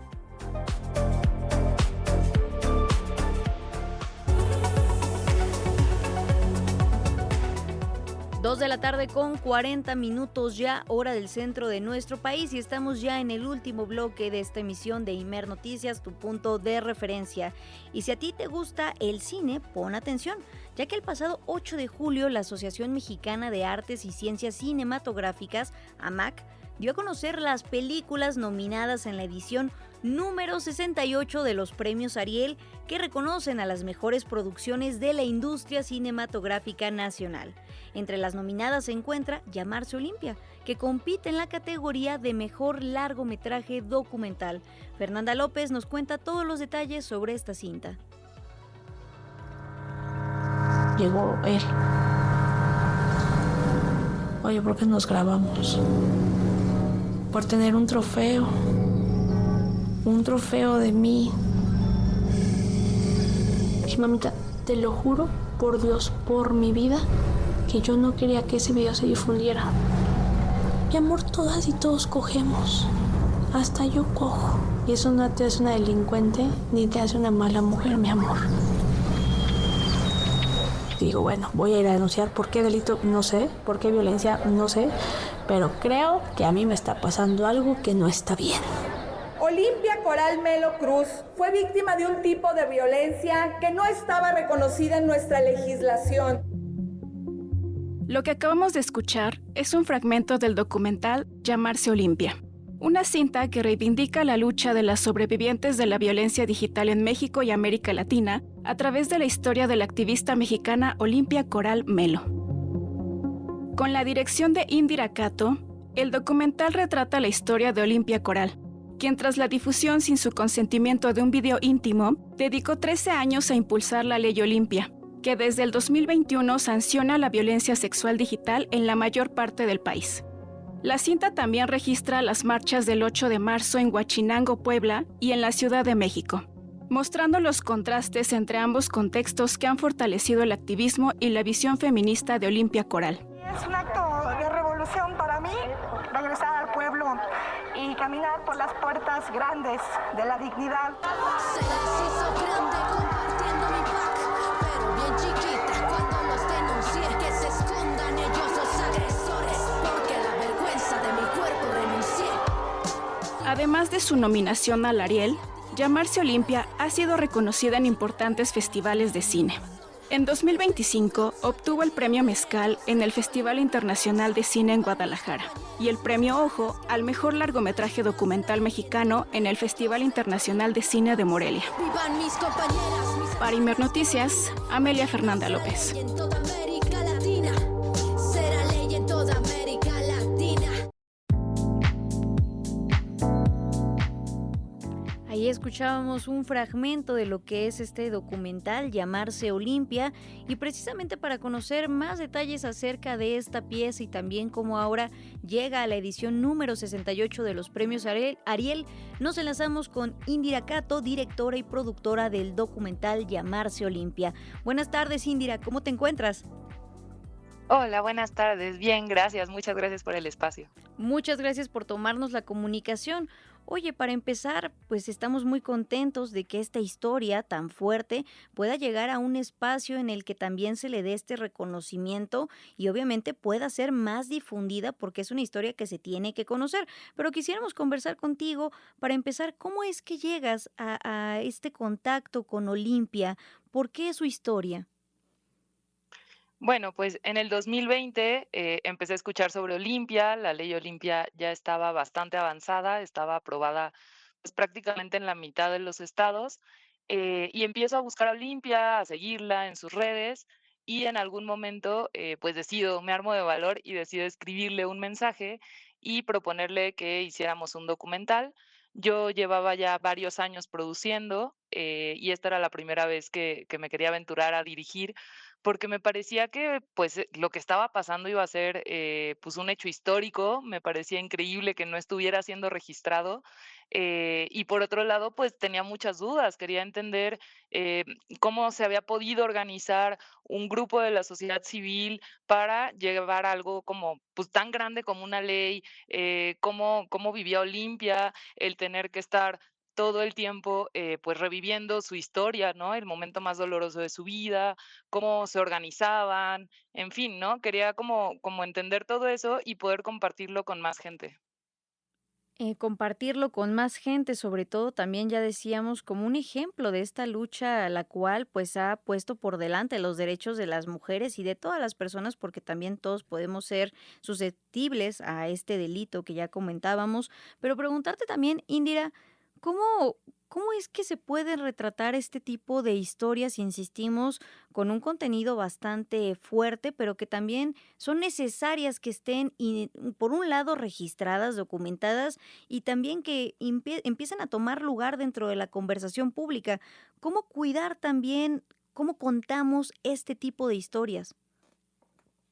Bueno, pues todo fue un reto, ¿no? Yo creo que el primero de todos fue, pues, esta conciencia de que estábamos trabajando con personas que habían sido violentadas a través de una cámara. Entonces, pues, teníamos que tener un cuidado, aún mayor, ¿no? De no revictimizarlas, de hacer un retrato digno, que estuvieran conscientes y que aprobaran todo lo que queríamos registrar. Entonces, bueno, yo creo que ese fue el primer trabajo que tuvimos que estar, pues, todo el tiempo planificando y gestionando en conjunto con ellas.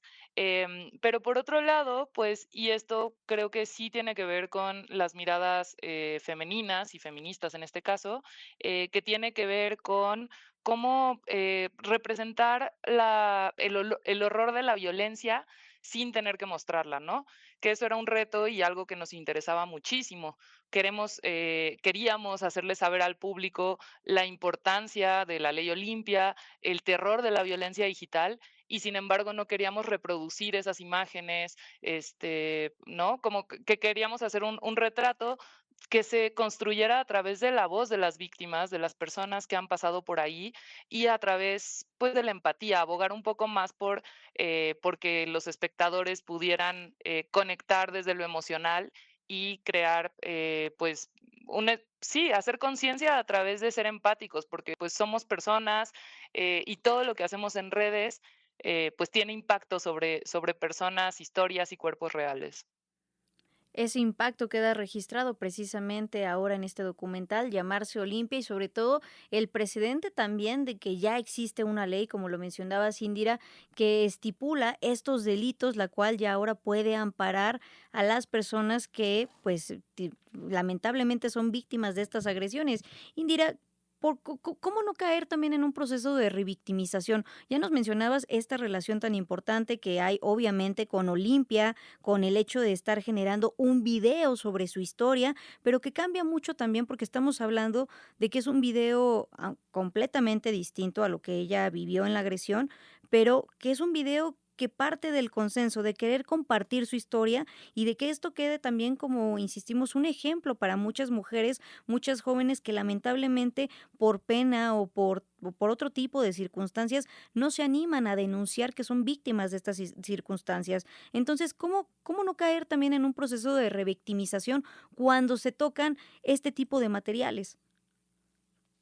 Ay, pues, yo creo que lo primero que tuvimos que tener en cuenta fue que, nuestros personajes eran personas a quienes se les había quitado agencia sobre su voz, sobre su cuerpo, sobre su imagen, ¿no? Y entonces, eh, el hecho de acercarnos desde un lugar mucho más empático, mucho más cuidadoso, el estar dialogando todo el tiempo con ellas, el hacerlas sentir cómodas, el crear un vínculo, el hacerles saber que, siempre tenían derecho, a decirnos como: "Oigan, esto no quiero que lo graben", o "No me siento cómoda", o "Esto que grabaron, no me gustaría que saliera". Entonces, se hizo un diálogo constante, ¿no? Donde ellas podían opinar, podían pues estar al tanto de que se estaba grabando y tener la garantía de que nosotras lo íbamos a respetar.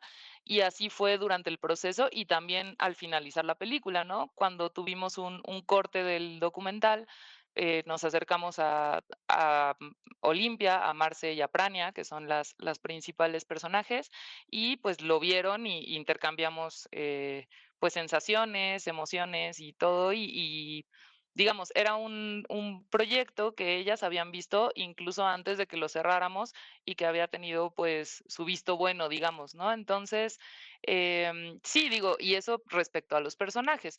Después tenemos la otra parte que es la revictimización, pues en la vida real, digamos, ¿no? Que sufren las personas que son víctimas de esta violencia. Y pues que es algo que Defensoras Digitales, que son el grupo que trabaja la ley Olimpia aquí en México, pues ha estado pues también trabajando de forma paralela. No es solo hacer la ley, es también ver que se implemente, es ver que las denuncias se tomen con perspectiva de género, es acompañar a las víctimas, hacerles entender que también la denuncia no es la única vía. Hay veces que no tenemos pues la energía o la fortaleza emocional para llevar una denuncia a cabo. Entonces, bueno, también es una opción el decir, no, no quiero denunciar, necesito contención, necesito acompañamiento para tomarlo por otras vías y también es muy válido. También es muy válido. Estamos conversando con Indira Cato, directora y productora del documental Llamarse Olimpia. Indira, también, ¿qué papel tiene, por un lado, el hecho de que sea también un trabajo que retome experiencias colectivas con estos ejemplos de las manifestaciones que también son incluidas en este documental, pero también preguntarte rápidamente acerca de el impacto que tiene la circulación ya de la cinta, es decir, si existe también algún proceso de reivindicación de la causa cada vez que este material encuentra un nuevo espacio donde ser exhibido, porque hemos visto que también ya ha sido compartido pues en países como Argentina, en Panamá, ahora también tiene este reconocimiento por parte de, bueno, de esta nominación a los Arieles. Entonces, también hay un proceso de reivindicación con la exhibición misma de la película. Yo creo que sí, y esa fue la intención desde el principio. Nosotras nos acercamos con Olimpia para, bueno, para empezar conscientes de que la lucha llevaba muchísimo tiempo antes de que nosotras nos acercáramos. Sin embargo, pensamos y pensábamos desde entonces que era importante llevarlo a otros espacios. A veces, pues la gente se acerca porque está inmersa en el mundo del activismo o en el mundo del feminismo, de los derechos humanos, pero pues también queríamos llegar a este otro tipo de público, ¿no? Que es la gente que consume cine documental, por un lado, ¿no? Que ese público podría ser muy específico, sobre todo pues en este país, pero también queríamos llegar a otro tipo de públicos, ¿no? A un público como más general. Y eso también nos hizo tomar decisiones sobre la forma del documental. Y la verdad es que es un documental muy digerible, si lo queremos ver así, ¿no? Es un documental que cualquiera puede entender, que si ya conoces la ley Olimpia puedes disfrutar y puedes encontrar como otras aristas, pero que si nunca has oído de ella también puedes pues hacer un primer acercamiento a partir de él. Y para nosotras era muy importante eso, ¿no? Que no fuera pues una cosa como de culto incomprensible, sino que entendíamos que además de un proyecto artístico, queríamos que fuera una herramienta de lucha, que se pudiera proyectar en espacios alternativos, que pudiera ir a estos países, como bien dices, donde se está apenas discutiendo sobre legislar la violencia digital. Entonces, bueno, entendemos el documental como desde esos dos lados, ¿no? Como por un lado como un proyecto artístico que se puede disfrutar como una película, ¿no? Para ir al cine, pero también puede crear conciencia o puede abrir la discusión en ciertos espacios que toman decisiones que tengan impacto sobre nuestras leyes y por lo tanto sobre nuestras vidas. Claro, y que eso, como ya lo mencionabas, no se limita únicamente a nuestro país, sino ahora también a todo este circuito internacional donde está afortunadamente circulando este material, esta película. Ya lo decíamos, el documental Llamarse Olimpia. Indira Cato, directora y productora de este documental, muchas gracias y buenas tardes. Muchas gracias. Ya nada más para cerrar, Sí. decirles que pueden seguirnos en nuestras redes de Chumbera Producciones. Ahí estamos compartiendo todo el tiempo dónde vamos a tener nuevas proyecciones. La verdad es que afortunadamente no hemos parado. Tenemos por todos lados en el país, fuera. Entonces, bueno, ahí pueden estar al tanto y pues muy felices con esta nominación, muy esperanzadas también. Muy esperanzadas y muchas felicidades, insistimos, por este trabajo y esta nominación ahora al Ariel y sobre todo por haber logrado retratar la lucha que hay detrás ahora de la Ley Olimpia. Muchas gracias y buenas tardes, Indira. Muchísimas gracias, hasta luego.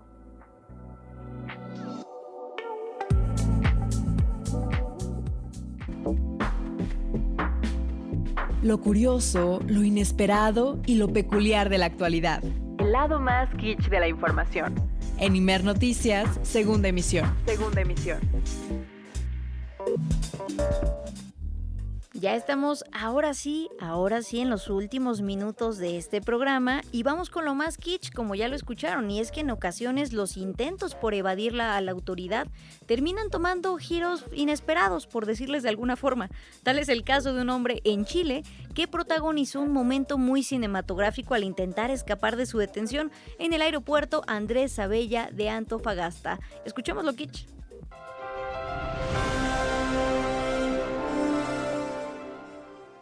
Hay quienes hacen hasta lo imposible por evitar su detención. Y luego está este personaje en Chile, quien decidió convertir su arresto en una película de bajo presupuesto.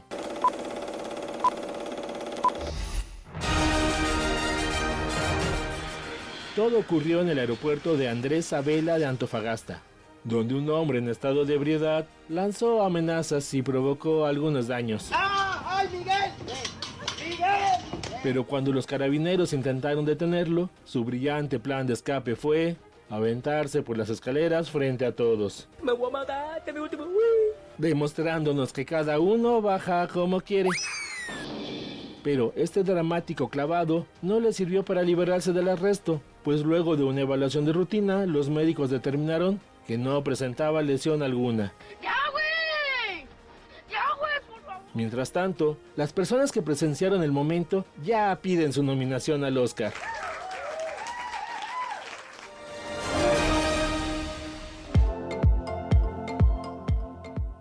Ahí lo kitsch del día de hoy, y antes de despedirnos nos vamos rápidamente con una nota, y es que más de 35,000 corredoras y corredores participarán el domingo 12 de julio en la edición 2026 del Medio Maratón de la Ciudad de México. Irma Cuevas nos tiene toda la información. Por primera ocasión serán 35,000 corredoras y corredores los que participarán en el Medio Maratón de la Ciudad de México, siendo el 45.8% mujeres, como destaca Javier Peralta, director del Instituto del Deporte de la capital. Vemos la estadística, vemos cómo viene de menos a más y ahí están empujando, entonces eso nos parece fundamental en este cambio ideológico y demás. Entonces esta participación de las mujeres sí las ponemos en alto, sí lo destacamos y bueno, y que rebase, ¿no? Por supuesto, pero es a destacar. Para la edición 2026 hubo un cambio de ruta. Los 21 kilómetros 97.5 metros comenzarán en el hemiciclo a Juárez, pasarán por el Monumento a la Revolución, Reforma, y por primera ocasión las y los corredores recorrerán la tercera sección del bosque de Chapultepec, donde enfrentarán el punto más alto del trayecto, ubicado a 2.380 metros sobre el nivel del mar, para cerrar en el Ángel de la Independencia. El doble medallista olímpico Raúl González aseguró que hay muchos corredores en el país, pero por seguridad solo se permitirán 35,000 participantes. Se puede ir creciendo, pero el problema no es que crezca, porque hay muchos más corredores en la Ciudad de México y de todo el país. El asunto es la organización, el control, el orden, la asistencia, la seguridad. Son muchos factores, pero seguramente seguirá creciendo.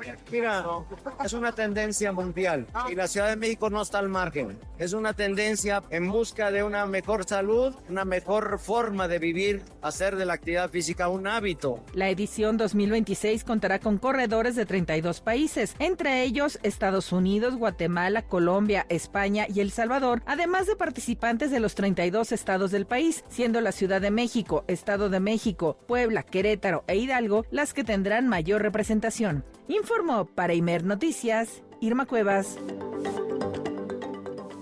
Se nos acabó el programa del día de hoy, pero nos escuchamos el lunes en punto de la 1 de la tarde y nos despedimos no sin antes mandar nuevamente un abrazo a todas las personas que nos escucharon y también a nuestras y nuestros amigos de Fusión en Tijuana. Muchas gracias y buenas tardes. Las opiniones aquí expresadas son responsabilidad de sus autores y no representan la posición editorial de Imer Noticias. El Sistema Nacional de Noticiarios presentó Imer Noticias con Berenice Rodríguez. Tu punto de referencia. Periodismo. Desde lo público, contigo.